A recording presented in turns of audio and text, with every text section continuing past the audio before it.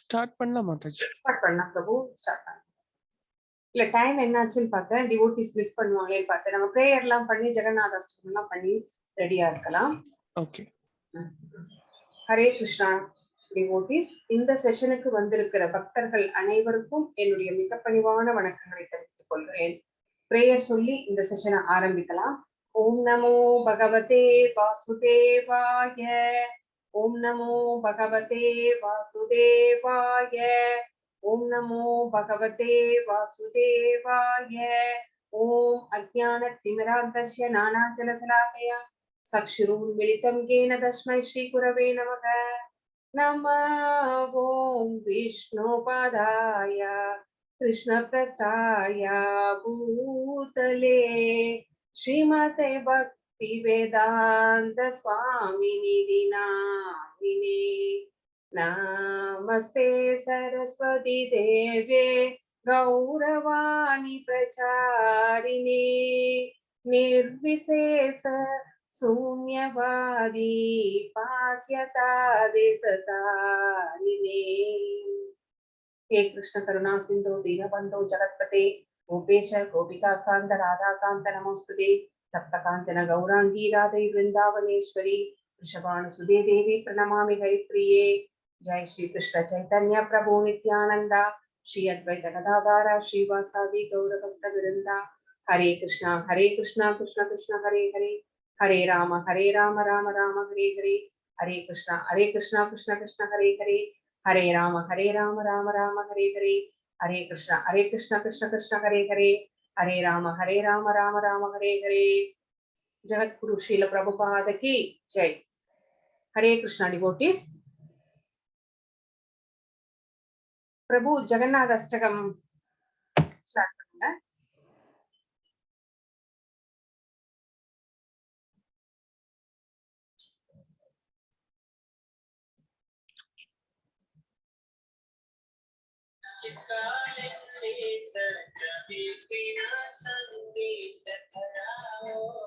இது first stanza முடியட்டும்.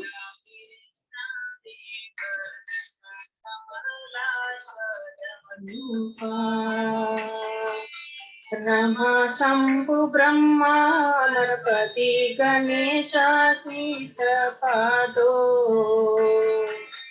जगन्नाथ स्वामी नयन पादगामी भवतु मे.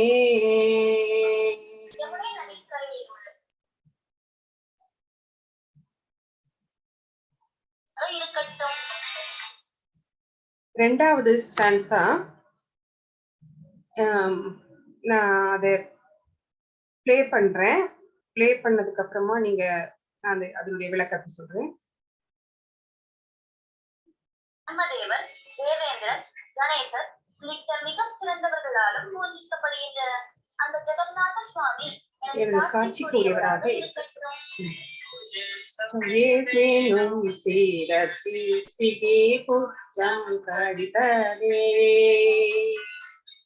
दुकूलं नेत्रान्ते सकलकलाशंसंकीर्तते सदा श्रीमद्वृन्दावनवसति लीला परिचयो जगन्नाथ स्वामी नयन पदगामी भवतु मे. இந்த ரெண்டாவது ஸ்டான்ஸா என்ன சொல்றதுன்னா, பகவான் ஜெகநாதர் இடது கரத்தில் புல்லாங்குழலை வைத்திருக்கின்றார், தலையில் மயிலிறகை அணிந்துள்ளார், இடுப்பில் மென்மையான மஞ்சள் நிறப்பட்டு உடுத்தி இருக்கிறார்.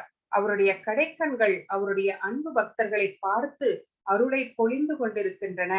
அவர் தனது நித்தியமான தெய்வீக இருப்பிடமாகிய பிருந்தாவனத்தில் லீலைகள் புரிந்து கொண்டு தன்னை வெளிப்படுத்துகிறார். அந்த ஜெகநாத சுவாமி எனது காட்சிக்கு உரியவராக இருக்கட்டும் அப்படின்னு இந்த இரண்டாவது ஸ்லோகம் சொல்கிறது. ஹரே கிருஷ்ணா பிரபு, தேங்க்யூ.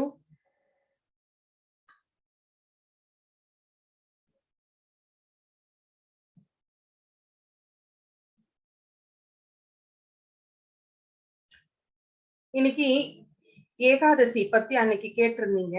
அந்த ஏகாதசி எப்படி தோன்றியது அப்படின்னு வந்து நம்ம தெரிஞ்சுக்கிட்டோம். அந்த ஏகாதசி எ எ சில பேருக்கு வந்து நேத்து ஏகாதசி ஃபாலோ பண்ணியிருப்பீங்க. இந்த தடவை மட்டும் ஒரு சின்ன குழப்பம் வந்து ஒவ்வொரு இடத்துல ஒவ்வொரு மாரி ஏகாதசி வந்து கொண்டாடுறாங்க. சோ இந்த இந்த தடவை வந்த ஏகாதசிக்கு பேரு வந்து யோகினி ஏகாதசி அப்படின்னு பேரு. ஆசாட மாதத்துல கிருஷ்ணபட்சத்துல நம்ம வந்து கடைபிடிக்கிற ஏகாதசி இது. சோ இது எதனால இந்த யோகாதசி இதனுடைய சிறப்பு என்ன அப்படின்னு நம்ம பார்த்தோம் அப்படின்னா, மகாராஜா யுதிஷ்டர் வந்து என்ன பண்ணார், கிருஷ்ண பரமாத்மாவை வணங்கி பரம்பொருளே இந்த மாதத்துல, இந்த ஜேஷ்ட மாதத்துல வருகிற இந்த இந்த இந்த இந்த இந்த யோகினி ஏகாதசியோடைய விவரங்களை வந்து எனக்கு வந்து சொல்லுங்க, தயை கூர்ந்து சொல்லுங்க அப்படின்னு வந்து கேட்கிறார். அதுக்கு கிருஷ்ண பரமாத்மா என்ன சொல்றார் அப்படின்னா, அரசர்களில் மேலானவனே, இந்த ஏகாதசியானது இந்த உலகத்துல வந்து அழியும் பொருள்கள் மேல வந்து மோகம் வச்சிருக்கோம் இல்லைங்களா, லௌகீக ஆசைகள் வச்சிருக்கிறோம் இல்லைங்களா, அந்த லௌகீக ஆசைகள் என்னும் கடலில் இருந்து நம்மை வந்து ஆன்மீகத்திலே கரை சேர்த்தவர் வந்து இந்த ஏகாதசி சிறந்த ஏகாதசி. இந்த வந்து எப்படியெல்லாம் வந்து விதிமுறைகள் சொல்லப்பட்டிருக்கிறதோ அந்த விதிமுறைகளை வந்து கடைபிடித்து இந்த ஏகாதசியை வந்து அனுசரிப்பவர்களுக்கு அவர்களுடைய பாவங்கள் எல்லாமே வந்து அழிக்கப்பட்டு விடுகிறது. அதுதான் வந்து அதனுடைய சிறப்பு. இதுக்காக வந்து ஒரு கதை சொல்றாரு. யுதிஷ்ட மகாராஜருக்கு வந்து பகவான் கிருஷ்ண பரமாத்மா வந்து கதை சொல்றாரு. தேவர்களுடைய செல்வத்தை எல்லாம் காப்பவர் யாருன்னு நம்மளுக்கு தெரியும். அழகாபுரி பட்டணத்தை ஆண்டு கொண்டிருக்கிற அந்த குபேரர் இல்லைங்களா, குபேரர். அந்த குபேரர் வந்து ரொம்ப சிறந்த சிவபக்தர். அவர் டெய்லி வந்து ஃப்ரெஷ்ஷா மலர்களை எல்லாம் வந்து சேகரித்து கொண்டு வர சொல்லி சிவபெருமானுக்கு காலையிலேயே பிரம்ம முகூர்த்தத்திலேயே வந்து அவர் வந்து மலர்களால் அர்ச்சித்து பகவானை வந்து சிவபெருமானை வந்து வழிபடுவார். அதுக்குன்னே வந்து ஒரு ஆள் இருக்கிறார், ஹேமமாலி அப்படின்னு ஒரு யட்சன். அவரை வந்து நியமித்திருக்கிறார். எதுக்கு அப்படின்னா, இந்த மலர்களை எல்லாம் தோட்டத்திலே போய் கலெக்ட் பண்ணி கொண்டு வருவதற்காக வந்து நியமித்திருக்கிறார். சோ அதிகாலையில் எழுந்து ஹேமமாலியோட வேலை என்ன அப்படின்னா, மலர்களை எல்லாம் சேகரித்து கொண்டு வந்து நேராக அரண்மனைக்கு போய் அந்த குபேரர் கிட்ட கொடுத்துட்டு வர வேண்டியதுதான் அவருடைய வேலை. இதே மாதிரி செய்து கொண்டிருக்கும் போது அந்த ஹேமமாலிக்கு ஒரு அழகான மனைவி, அவருடைய கண்கள் அப்படி மயக்கிற கண்கள். சோ அந்த அப்படி இருக்கும்போது ஒரு நாள் மலர்களை பறித்து கொண்டே இருக்கும்போது மனைவியின் ஞாபகம் வந்து விட்டது. சோ அரண்மனைக்கு போகாம ஹேமமாலி என்ன பண்ணினார் அப்படின்னா, நேரா வீட்டுக்கு போயிட்டார். வீட்டுக்கு போயிட்டு மனைவியுடன் வந்து இல்லற சுகத்திலே இருக்கிறார். சோ அவர் வந்து பூஜைக்கு மலர்களை சமர்ப்பிக்க வேண்டும் அப்படிங்கறதெல்லாம் வந்து மறந்துட்டார். சோ அங்க குபேரன் வந்து வெயிட் பண்ணி பாக்குறார். மலர்கள் வரல, பூஜை தடைப்பட்டு போய்விட்டது இன்னைக்கு. சோ பயங்கர கோபம், மீசைகள் துடிக்கிறது, அவருடைய கண்கள் எல்லாம் சிவந்து விட்டன. சோ கையில என்ன அப்ப மட்டும் ஹேமமாலி கிடைச்சா அவ்வளவுதான், கொன்னுடுவாரு. அந்த மாதிரி கோவம். ஏன்னா சிவபெருமானுடைய பூஜை தடைப்பட்டு போய்விட்டது அப்படின்ற. எங்க அந்த ஹேமமாலி, போய் அவனை அழைச்சிட்டு வாங்க அப்படின்னு சொல்லி தன்னுடைய வீரர்களுக்கு வந்து உத்தரவிடுகிறார். அங்க வந்து வீரர்கள் வந்து பாக்குறாங்க. பார்த்தா இந்த மாதிரி இருக்கிறத பாக்குறாங்க. போய் வந்து சொல்றாங்க. சொன்ன உடனே வந்து அவருக்கு இன்னும் கோபம் ஜாஸ்தி ஆயிடுச்சு. சோ அவனை இழுத்துட்டு வாங்கன்னு சொல்லிட்டாரு. அவர் வர்றாரு. இந்த மாதிரி மகாபாதக செயலை செய்து விட்டாயே சொல்லிட்டு, காமாந்தகரணி அப்படின்னு சொல்லிட்டு திட்டிட்டு அவனுக்கு சாபம் விட்டுறாரு. என்ன சாபம் அப்படின்னா, நீ குஷ்டரோகியாக கஷ்டப்படுன்னு சொல்லிட்டாரு. உடனே இவரும் குஷ்டரோகியாக மாறி பூமிக்கு வந்து இந்த வெயிலினாலையும் மழையினாலையும் ரொம்ப அந்த குஷ்டரோகத்திலிருந்து ரொம்ப கஷ்டப்படுறார். அந்த மாதிரி ரொம்ப கஷ்டப்பட்டுட்டு இருக்கும்போது அவரும் வந்து இந்த ஹேமமாலியும் வந்து ஒரு பக்தர் தான். அவருடைய பக்தியினாலே சிவபெருமானை வழங்கக்கூடியவர் தான். சோ அவர் வந்து என்ன சொல்றாரு அப்படின்னு கேட்டா, ஒரு மகரிஷியை வந்து மார்க்கண்டேய மகரிஷியை வந்து சந்திக்கிறார்.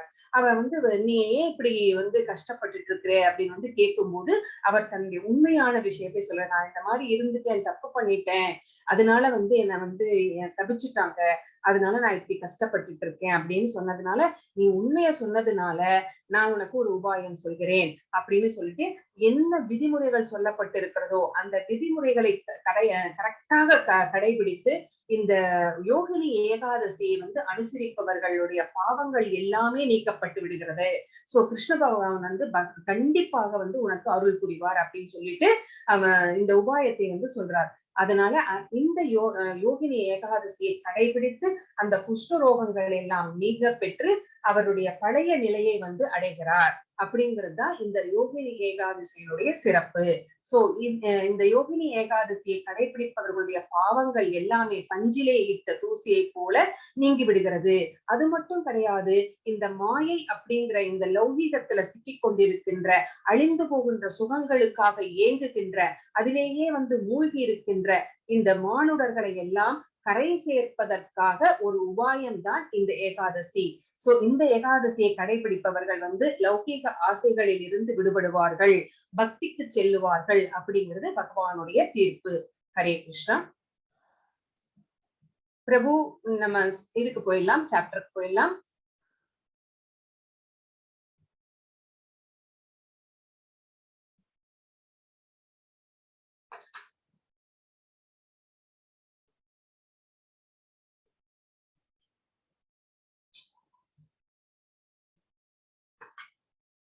அத்தியாயம் 13, சேத்ரக்ன விவாக யோகம், இயற்கை, அனுபவிப்பவர் மற்றும் உணர்வு. சோ இந்த சாப்டர்ல பகவான் நமக்கு என்ன சொல்ல போகிறார் அப்படின்னு நம்ம பார்க்கலாம். ஹரே கிருஷ்ணா.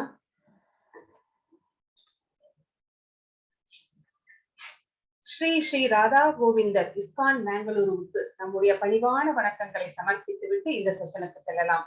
ஹரே கிருஷ்ண கிருஷ்ண கிருஷ்ண ஹரே ஹரே, ஹரே ராம ராம ராம ஹரே ஹரே. நேத்து 12வது அத்தியாயத்துல நம்ம என்ன பார்த்தோம் அப்படிங்கறதுடைய சுருக்கத்தை பார்த்திடலாம். இம்பர்சனலிசம், அருவவாதிகள் அப்புறம் உருவவாதிகள், இவங்க 2 பேத்துக்கும் என்ன டிஃபரன்ஸ், அவங்க எதை வந்து வணங்குகிறார்கள் அப்படின்னு பார்த்தோம். அவங்க வந்து பிரம்மஜோதியை வணங்குகிறார்கள், தியானம் செய்கிறார்கள் அருவவாதிகள். உருவவாதிகள் என்ன பண்றாங்க, உருவத்தை வழிபடுபவர்கள் ரூபத்தை வழிபடுகிறார்கள், அவர்கள் பக்தி தொண்டு செய்கிறார்கள். சோ எது கடினம் எது எளிது அப்படின்னு பகவான் வந்து ரொம்ப கிளியரா சொல்லிட்டார். அருவவாதிகளுடைய நிலை வந்து ரொம்ப கடினம், உருவவாதிகள் பக்தி தொண்டே சிறந்தது அப்படிங்கறதும் சொன்னார். சோ பக்தி வளர்ச்சியின் முன்னேற்ற நிலைகள் எல்லாம் என்னென்ன மாதிரி எல்லாம் பக்தி செய்யலாம், அனன்ய பக்தி, அப்புறம் வந்து சாதனா பக்தி, நிஷ்காம கர்ம யோகம் அப்படின்னு நிறைய பக்திகள் வந்து நம்ம பார்த்தோம். அதெல்லாம் ஒவ்வொரு நிலைகள். சோ அதையெல்லாம் செய்யலாம் அப்படிங்கறதையும் நம்ம பார்த்தோம். கிருஷ்ணரை அடையணும் அப்படின்னா நம்மளுக்கு என்னென்ன தகுதிகள் வேண்டும், அதை எப்படி நாம் வளர்த்துக் கொள்வது அப்படிங்கிறதையும் நம்ம நேத்து பார்த்தோம். ஹரே கிருஷ்ணா. இன்னைக்கு நம்ம என்ன பார்க்க போறோம் அப்படின்னா அர்ஜுனனின் 6 கேள்விகள். சோ இப்பயும் வந்து பகவான் கிட்ட வந்து அர்ஜுனர் எப்பவும் போல கேள்விகள் கேட்கிறார். இதுல முக்கியமான சொல் என்ன அப்படின்னா ஏதத் வேதிது மிச்சாமி அப்படிங்கிறது. சேத்ரா மற்றும் சேத்ரக்ஞா, ஞானத்தின் விளக்கம். சேத்ரானா என்ன, சேத்ரக்ஞானா என்ன, ஞானம்னா என்ன அப்படிங்கறது எல்லாம் வந்து கொஸ்டின் கேட்கிறார் பகவான் கிட்ட. அதுக்கு பகவானும் வந்து 7வது ஸ்லோகம் வரைக்குமே வந்து அந்த விளக்கங்களை தருகிறார். சேத்ரக்ஞம் சாதிமாம் வித்தி அப்படிங்கிறது முக்கியமான சொல். அறிவை பெறுவதற்கான செயல்முறைகள் என்னென்ன, அறிவை பகவானை பற்றிய அறிவை நாம் பெற வேண்டும் என்றால் அதுக்கு என்னென்னலாம் எப்படியெல்லாம் நாம் செயல்பட வேண்டும் அப்படிங்கிறத பத்தி 8லிருந்து 12 வரைக்கும் சொல்கிறார். மயிசானன்ய யோகேன அப்படிங்கிறது முக்கியமான சொல். நேயம், ஜ்னீயம்னு போட்டிருக்கு, நேயம்னு படிங்க. அறிவின் பொருள். சோ அறிவினுடைய பொருள் என்ன அப்படிங்கறத வந்து நம்ம 13லிருந்து 19 வரைக்கும் பார்க்க போறோம். சர்வத பாணிபாதம் தத் சர்வதோ அப்படிங்கிறது முக்கியமான சொல். பிரகிருதி, புருஷா மற்றும் யூனியன். சோ பிரகிருத்தினா உங்களுக்கு தெரியும் இயற்கை, புருஷா அப்படின்னா பகவான் அப்படின்னு தெரியும். சோ யூனியன், இவற்றின் கலவை என்ன தரும் நமக்கு அப்படிங்கிறதையும் நம்ம பார்க்க போறோம். சோ காரணம் குணசங்கோஷிய அப்படிங்கிறது முக்கியமான வார்த்தை. அறிவின் பார்வை என்னென்ன, சேத்ரக்ன யோரேவ மந்திரம் ஞான சக்ஷுஷு அப்படிங்கிறது முக்கியமான வார்த்தை. ஹரே கிருஷ்ணா. சோ இங்க வந்து பகவான் கிட்ட வந்து கொஸ்டின்ஸ் கேட்க போறார். சோ அது என்ன அப்படிங்கறத இங்க ஒரு டேப்லெட் காலமா கொடுத்திருக்காங்க. அது முதல்ல நம்ம என்ன அர்த்தம்னு பார்த்துக்கலாம், மீனிங்ஸ் பார்த்துக்கலாம். பிரகிருதி அப்படின்னா பொருள் இயற்கை, அதாவது இந்த இயற்கை. சோ புருஷா அப்படின்னா அனுபவிப்பவர். நம்மளுக்கு எல்லாம் தெரியும் பிரகிருதியை, இந்த பிரகிருதியை அனுபவிப்பவர். சோ இந்த அனுபவிப்பாளர் யார் அப்படிங்கிறது தெரியும் நம்மளுக்கெல்லாம். சோ சேத்ரா அப்படிங்கிறது என்ன? சேத்ரா அப்படின்னா சரீரம், சரீரம் அப்படின்னா உடல் அப்படிங்கிறது தெரியும். சோ சேத்ரா அப்படிங்கறத ஞாபகம் வச்சுக்கோங்க, இந்த உடல் அதாவது சரீரம். சேத்ரக்ன அப்படின்னா 2 பேர், இதுல ஆத்மா பரமாத்மா 2 பேர் இருக்கிறாங்க. அதாவது இந்த எல்லா உடல்களிலும் இருப்பவர் பரமாத்மா, நமக்குள்ள மட்டும் இருக்கிறவர் வந்து ஆத்மா, ஜீவாத்மா. சரிங்களா? சோ ஆத்மா பரமாத்மா 2 பேத்துக்குமே சேத்ரக்ன அப்படிங்கிற பேர் இருக்கிறது. ஞானம் அப்படிங்கன்னா அறிவு. சேத்ர மற்றும் சேத்ரக்னாவை புரிந்து கொள்வது. யார் வந்து ஆத்மாவையும் பரமாத்மாவையும் புரிந்து கொண்டிருக்கிறார்களோ அவர்களுடைய அறிவுதான் ஞானம் என்று சொல்லப்படுகிறது. நேயம் அப்படின்னா அந்த அறிவின் இலக்கு என்ன, கோல் என்ன? சோ பரமாத்மாவை அடைவதுதான் அந்த அறிவின் ஞானத்தின் இலக்கு அப்படின்னு சொல்லப்பட்டிருக்கிறது. ஹரே கிருஷ்ணா. சோ 1வது 2வது ஸ்லோகங்கள் இங்கே கொடுத்திருக்காங்க. இது என்ன சொல்கிறது அப்படின்னு அர்ஜுனர் வந்து என்னென்ன கேள்விகள் கேட்கிறார் அப்படின்னு பார்க்கலாம். அர்ஜுனவுவாச்ச பிரகிருதிம் புருஷம் சைவ சேத்ரம் சேத்ரக்னம் ஏவச ஏகத்வேதிதுமிச்சாமி ஞானம் நேயம் ச கேசவ. ஸ்ரீ பகவானுவாச்ச இதம் சரீரம் கௌந்தேய சேத்ரம் இத்யபிதீயதே ஏதத்யோ வேதி தம் பிராகு சேத்ரக்ன இதி தத்விதக. என்னுடைய வாய்ஸ் கரெக்டா இருக்கா? உங்களுக்கு கிளியரா இருக்கா? கிளியரா இருக்கு மாதாஜி. அர்ஜுனன் கூறினான், எனதன்பு கிருஷ்ணரே, இயற்கை அதாவது பிரகிருதி, அனுபவிப்பவன் யாரு? புருஷன். களம், எஸ் தேங்க்யூ பிரபு. களம் அதாவது இந்த உடல், சேத்ர அப்படின்னா சொன்னோம், சரீரம் சொன்னோம். களத்தை அறிபவன் யாருன்னு பார்த்தோம். களத்தை அறிபவன் 2 பேர் இருக்காங்க. அறிவு அப்படின்னா என்ன? ஞானம். அறியப்படும் பொருள் என்ன? நேயம். சோ ஆகியவற்றை பற்றி நான் தெரிந்து கொள்ள விரும்புகிறேன் அப்படின்னு இந்த கொஸ்டின்ஸ் எல்லாம் பகவான் முன்னாடி வைக்கிறார்.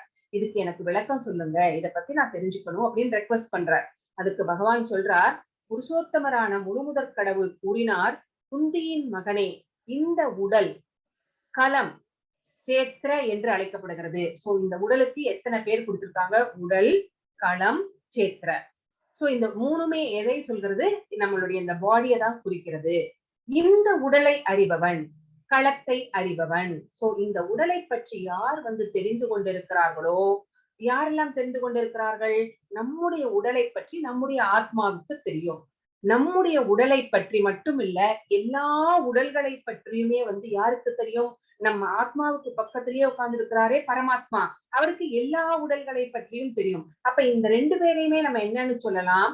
சேத்ரக்ன அப்படின்னு சொல்லலாம். சோ களம்னா சேத்ரனா உங்களுக்கு அர்த்தம் புரிஞ்சிருச்சு, சேத்ரக்ன அப்படின்னா உங்களுக்கு அர்த்தம் புரிஞ்சிருச்சு நான் நம்புறேன்.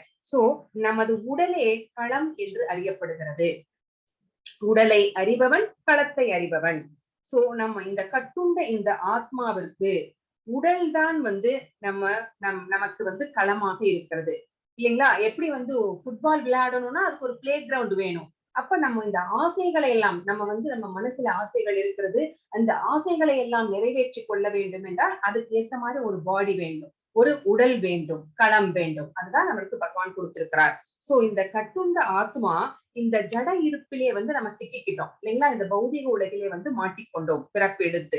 அப்போ இது என்ன பண்ணணும், என்ன பண்ணுவோம் அப்படின்னா, இந்த பௌதிகத்துக்குள்ள வந்ததுக்கு அப்புறமா இந்த இயற்கையை வந்து டாமினேட் பண்ணுவதற்காக, இந்த இயற்கையை வந்து ஆள்வதற்காக வந்து நம்ம எல்லா முயற்சிகளும் செய்கிறோம், ஆதிக்கம் செலுத்த விரும்புகிறோம். சோ அதனால என்ன அப்படின்னு கேட்டா, உடல் அப்படிங்கிறது எதால் ஆக்கப்பட்டிருக்கிறது? புலன்களால் ஆக்கப்பட்டிருக்கிறது. அதாவது கண்கள், காதுகள், நாசிகள், நாக்கு, ஸ்பரிசம், இந்த ஸ்கின். சோ இந்த மாதிரி 5 புலன்களாலும் ஆக்கப்பட்டிருக்கிறது. சோ இதையெல்லாம் வைத்துக்கொண்டு இந்த உடலை பகவான் நம்மளுக்கு கொடுத்திருக்கிறார். சோ இந்த நம்ம உடல் என்ன பண்ணுகின்றது அப்படின்னா, இந்த செயல்களை செய்வதற்கு இந்த புலன்களை வந்து பயன்படுத்திக் கொள்கிறது. நம்முடைய ஆசைகளை எல்லாம் நிறைவேற்றிக் கொள்வதற்கு இந்த புலன்களே வந்து துணை செய்கின்றன. சோ உடல் கட்டுண்ட ஆன்மாவின் செயலுக்கான களம் அல்லது சேத்திரம் என்று அழைக்கப்படுகிறது. அப்போ யாரு சேத்ரக்னன் அப்படின்னு சொல்லப்படுகிறான் அப்படின்னா, இந்த களத்தை அறிபவன் 2 பேரு, ஆத்மா அண்ட் பரமாத்மா. சோ அப்ப நம்மளுக்கு டிஃபரன்ஸ் தெரியணும். உடல் அப்படிங்கிறது வேற, உடலை அறிபவன் அப்படிங்கிறது வேற. அதாவது களம் வேற, களத்தை அறிபவன் வேற. ரெண்டுத்துக்கும் டிஃபரன்ஸ் இருக்கு. அது உங்களுக்கு ஈஸியா இப்ப நான் சொல்றேன் பாருங்க. இப்ப உடல் அதாவது களம், அதாவது சேத்ரா இல்லைன்னா சரீரம், இப்படி மூணுமே சொல்லலாம். இல்ல இந்த உடலுக்கு நிறைய சேஞ்சஸ் நடக்கிறது இந்த உடல்ல. சோ ஃபர்ஸ்ட் நம்ம சின்ன குழந்தையா பிறக்கிறோம், ஒரு baby.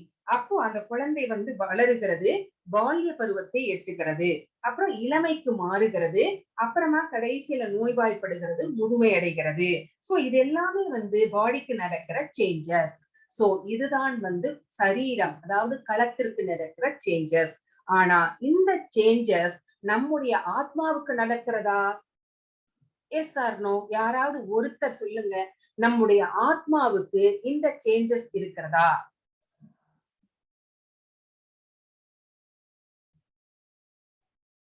Hare Krishna. No. Thank you Mataji, thank you. Thank you devotees. So ஏன் இல்ல அப்படின்னா, yes Mataji, yes thank you thank you thank you devotees. ஏன் இல்லைன்னா இந்த உடலுக்கு நடக்கிற இந்த சேஞ்சஸ் எல்லாம் நம்முடைய ஆத்மாவுக்கு கிடையாது. ஆத்மா என்னைக்குமே நிரந்தரமானது, அழிவில்லாதது. என்னைக்குமே வந்து நம்ம மனசுல பாருங்களேன், நமக்கு வேணா வயசாகி இருக்கலாம், ஆனா நம்ம மனசு எப்பவுமே இளமையா இருக்கும். நம்ம சின்ன வயசுல என்னென்னலாம் செஞ்சோமோ அதெல்லாம் வந்து நம்ம செஞ்சு பார்க்கிறோம். நம்ம ட்ரெஸ்ஸிங் சென்ஸ்ல இருந்து, நம்ம தேங்க்யூ மாதாஜி, தேங்க்யூ. நம்ம ட்ரெஸ்ஸிங் சென்ஸ்ல இருந்து நம்முடைய அபிலாசைகள் வரைக்குமே வந்து நம்ம சின்ன வயசுல எப்படி எல்லாம் ஆசைப்பட்டோமோ அதையே தான் நம்ம இப்ப பட்டுட்டு இருக்கோம். சரிங்களா?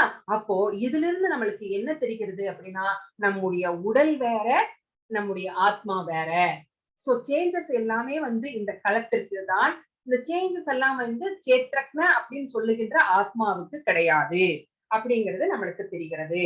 சோ யாரெல்லாம் வந்து இதை தெரிந்து வைத்திருக்கிறார்களோ அவர்கள் வந்து அறிஞன் அப்படின்னு சொல்லப்படுகிறார்கள். சோ நம்ம டெய்லி லைஃப்ல நிறைய வந்து திங்ஸ் யூஸ் பண்றோம். அப்போ நான் அப்படிங்கிறது வேற, எனது அப்படிங்கிறது வேற. சரிங்களா? ஒரு ஷர்ட் இருக்குன்னு வச்சுக்கோங்க. என்னுடைய சட்டை அப்படின்னு சொல்றேனே ஒழிய, நானே சட்டையாக்க முடியாது. இல்லைங்களா? என்னுடைய பேனா, என்னுடைய அப்படின்னு எல்லாமே நம்முடைய பொருள்கள் எல்லாமே நம்ம யூஸ் பண்ற பொருள்கள் எல்லாமே வந்து வேற வேற. நான் அப்படிங்கிறது வேற. அப்ப நான் அப்படிங்கிறது யாரு அப்படின்னு கேட்டா, அந்த ஆத்மா. என்னுடைய அப்படிங்கிறது என்ன அப்படின்னா, இந்த உடலுக்கு சம்பந்தப்பட்டது. உங்களுக்கு புரிஞ்சிருக்கும்னு நினைக்கிறேன். சோ அப்ப நான் வேற, என்னுடைய அப்படிங்கிறது வேற. நான் அப்படின்னா, நான் இப்போ இது நாள் வரைக்கும் நம்ம என்ன நினைச்சிட்டு இருந்தோம்? நான் அப்படின்னா, உங்கள இன்ட்ரோடியூஸ் பண்ணிக்கோங்க அப்படின்னு நீங்க நம்மள கேட்டா நம்ம என்ன சொல்வோம்? என்னுடைய பேர் இது, என்னுடைய கல்வி தகுதி இது அப்படின்னு நம்ம பாடி ரிலேஷன்ஸ் பத்தி தான் சொல்லிட்டு இருந்தோம் இல்லைங்களா? இனிமே வந்து நான் அப்படின்னா, நான் என்பது நம்முடைய ஆத்மாவை குறிக்கிறது. எனது அப்படின்னா தான் அது வந்து உடலை குறிக்கிறது. அப்ப நான் வேற, ஆனா என்னுடைய அப்படிங்கிறது வேற அப்படிங்கிறது நமக்கு இங்க வந்து தெளிவாகிறது. சோ இந்த 2 ஸ்லோகங்களும் நமக்கு இதைத்தான் எடுத்து சொல்கிறது. ஹரே கிருஷ்ணா. இந்த 3வது ஸ்லோகத்துக்கு போலாம். சேத்ரக்னம் சாபிமாம் வித்தி சர்வ சேத்ரேஷு பாரத சேத்ர சேத்ரக்னயோ ஞானம் யத்த ஞானம் மதம் மம. பரதகுலத் தோன்றலே, நானும் எல்லா உடல்களிலும் அறிபவனாக உள்ளேன் என்பதை புரிந்து கொள். உடலையும் அதனை அறிபவனையும் புரிந்து கொள்வதே ஞானம் என்று அழைக்கப்படுகிறது. இதுவே என்னுடைய அபிப்பிராயம். சோ ஞானம் அப்படின்னா என்ன அப்படின்னு டெபினிஷன் கொடுக்கிறார் பகவான். சோ எல்லா உடல்களையும் வந்து பகவான் அறிந்து கொண்டிருக்கிறார். சோ இப்ப நம்மளுடைய ஆத்மா, நான் என்ன நினைக்கிறேன் அப்படின்னு எனக்கு மட்டும்தான் தெரியும். நீங்க என்ன நினைக்கிறீங்க அப்படிங்கிறது உங்களுக்கு மட்டும்தான் தெரியும். ஆனா பகவானுக்கு நான் நினைக்கிறதும் தெரியும், நீங்க எல்லாரும் என்ன நினைக்கிறீங்கிறதும் தெரியும். சோ எல்லா உடல்களையும் அறிந்து கொண்டிருப்பவர் அவர். சோ நமக்கு வந்து நம்மளோட பாடியை மட்டும்தான் தெரியும். சோ சோ உடலை அறிபவன், இந்த ரெண்டையுமே வந்து யார் வந்து புரிந்து கொண்டிருக்கிறார்களோ, இந்த உடலை அறிபவனையும், சோ இந்த உடலையும் என்னுடைய பாடி, சோ இந்த உடலை யார் அறிகிறார்? என்னுடைய ஆத்மாவும் பரமாத்மாவும் அறிந்து கொண்டிருக்கிறார்கள். சோ இவங்க 2 பேர்த்தையும் யார் வந்து நன்றாக புரிந்து கொண்டிருக்கிறார்களோ அவர்களே ஞானிகள். அதுவே ஞானம் என்று சொல்லப்படுகிறது அப்படின்னு பகவான் வந்து இந்த ஸ்லோகத்துல வந்து நமக்கு சொல்கிறார். சோ 2 ஆத்மாக்கள் இருக்கிறார்கள் நம்ம மனசுல. ஒண்ணு நம்மளுடைய ஆத்மா, இன்னொன்னு வந்து பரமாத்மா. சோ முழுமுதற் கடவுளின் அம்சம் தான் வந்து நம்மளுடைய இந்த பரமாத்மா. சோ பகவான் என்ன சொல்றார், நானே எல்லா உடல்களையும் அறிபவன், அதாவது பரம அறிவாளன் அப்படின்னு வந்து பகவான் இங்க சொல்றார். எல்லா உடலை பற்றியும் அவருக்கு தெரியும். ஆனா நமக்கு நம்மளுடைய உடல்களை பற்றி மட்டும்தான் தெரியும். ஃபார் எக்ஸாம்பிள் ஒண்ணு சொல்லணும் அப்படின்னா, ஒரு பெரிய நாடு இருக்கு. அந்த நாட்டினுடைய மூலை முடுக்கு எங்கெல்லாம் என்னென்ன இருக்கிறது அப்படிங்கிறது வந்து ஒரு மன்னனுக்கு தெரியும். ஆனா அந்த நாட்டுக்குள்ளேயே இருக்கிற ஒரு விவசாயிக்கு தன்னுடைய நிலத்தை பற்றி மட்டும்தான் தெரியும். சோ அந்த முழு நாட்டுக்குள்ள என்னென்ன எங்கெங்கெல்லாம் இருக்கிறது, ஆறுகள் எங்க இருக்கிறது, குளங்கள் எங்கே இருக்கிறது, எத்தனை விளைநிலங்கள் இருக்கிறது, அப்படிங்கிற மலை எங்க இருக்கிறது அப்படிங்கிற அந்த இதெல்லாம் வந்து அந்த மன்னனுக்கு தெரிகிற அளவுக்கு வந்து அந்த விவசாயிக்கு தெரியாது. தன்னுடைய நிலத்தை பற்றி மட்டுமே அவன் அறிவான். அதுதான் வந்து இங்கே வந்து நம்ம புரிஞ்சுக்கணும். ஹரே கிருஷ்ணா. இந்த 5வது ஸ்லோகம்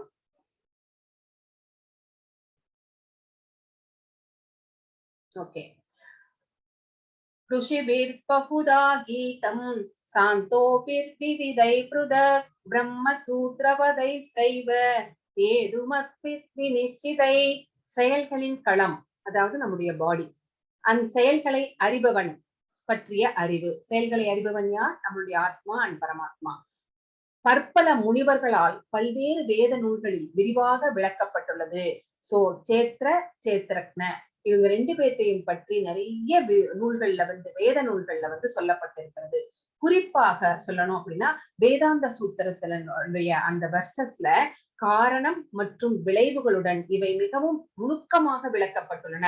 ரொம்ப தெளிவா தெரிஞ்சுக்கணும் அப்படின்னா வேதாந்த சூத்திரத்தை எடுத்து சேத்திரக்ன பற்றி நம்ம நிறைய விஷயங்களை தெரிந்து கொள்ளலாம். அதாவது இந்த உடல் எவ்வாறு அமைக்கப்பட்டுள்ளது, எந்தெந்த பொருட்களால் உண்டாக்கப்பட்டுள்ளது, யாருடைய ஆட்சியின் கீழ் இந்த உடல் செயற்படுகிறது, எவ்வாறு இந்த மாற்றங்கள் எல்லாம் இந்த உடலிலே நிகழ்கின்றன, அதற்கு காரணங்கள் என்ன, சோ ஜீவாத்மாவுடைய இறுதி இலக்கு என்ன, சோ ஜீவாத்மாவினுடைய உண்மையான உருவு என்ன, சோ இது எல்லாவற்றையும் வந்து ஒருவன் அறிந்து கொள்ள வேண்டும்.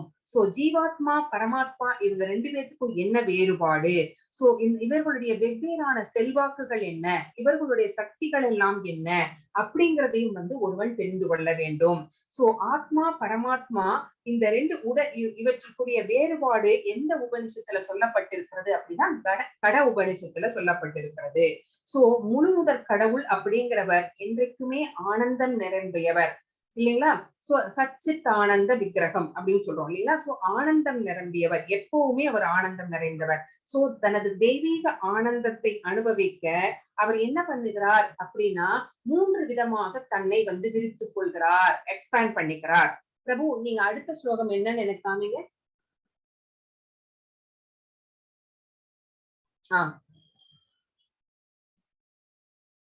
எஸ் பிரபு.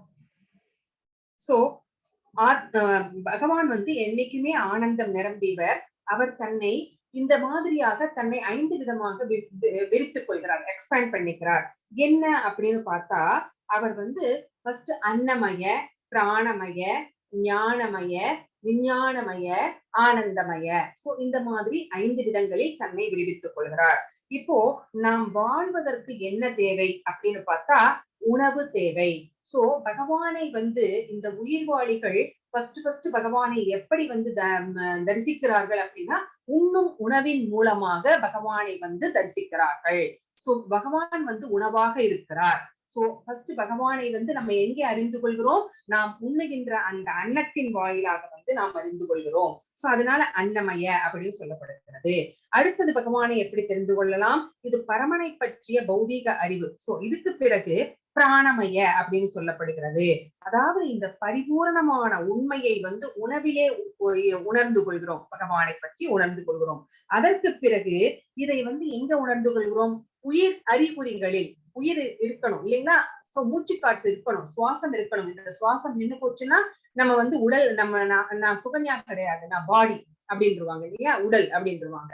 சோ உயிர் இல்லைன்னா நான் வந்து இறந்து போனதுக்கு சமம். சோ பிராணன் இருக்கணும். அந்த பிராணத்தை வந்து பகவான் உயிர் அறிகுறிகளிலே வந்து பகவானை வந்து உணர்ந்து கொள்கிறோம்.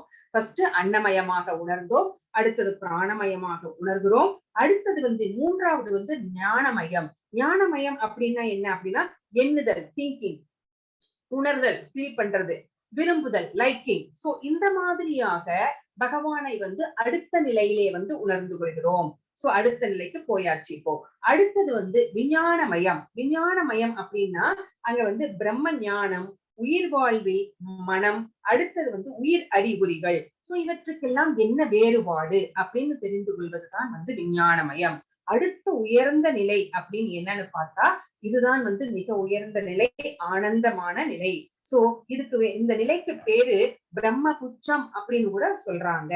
சோ இந்த இந்த ஹையஸ்ட் லெவல்ல வந்து ஆனந்தமய அப்படின்னா என்ன அப்படின்னா வேதாந்த சூத்திரம் என்ன சொல்கிறது அப்படின்னா ஆனந்தமயோ அப்பியசாத் என்று சொல்கிறது.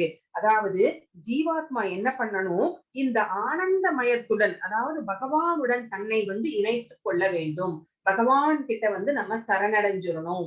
அப்பதான் இந்த ஆனந்தமயத்தை வந்து நம்ம அறிந்து கொள்ள முடியும், பகவானை பற்றி தெரிந்து கொள்ள முடியும். தன்னுடைய வாழ்க்கையின் இலக்காக பகவானை வந்து வைத்துக் கொள்ள வேண்டும். அப்பதான் வந்து நம்ம வந்து பக்குவத்தை அடைய முடியும். அந்த பக்குவம் கிடைச்சா மட்டும்தான் நம்ம வந்து நம்மளை ஆனந்தமயமாக பகவானுடன் இணைத்துக் கொள்ளுவோம் அப்படின்னு இந்த ஸ்லோகம் நமக்கு சொல்றது. ஹரே கிருஷ்ணா. மகாபூதான்யஹங்காரோ புத்திர் அவ்யக்தமேவ ச இந்திரியாணி தசைகம் ச பஞ்சதேந்திரிய கோசரா இச்சாத்வேஷ சுகம் துக்கம் சங்காதஸ்ஸேதனாத்ருதி ஏதத் சேத்ரம் சமாசேன சவிகாரம் உதாஹ்ருதம்.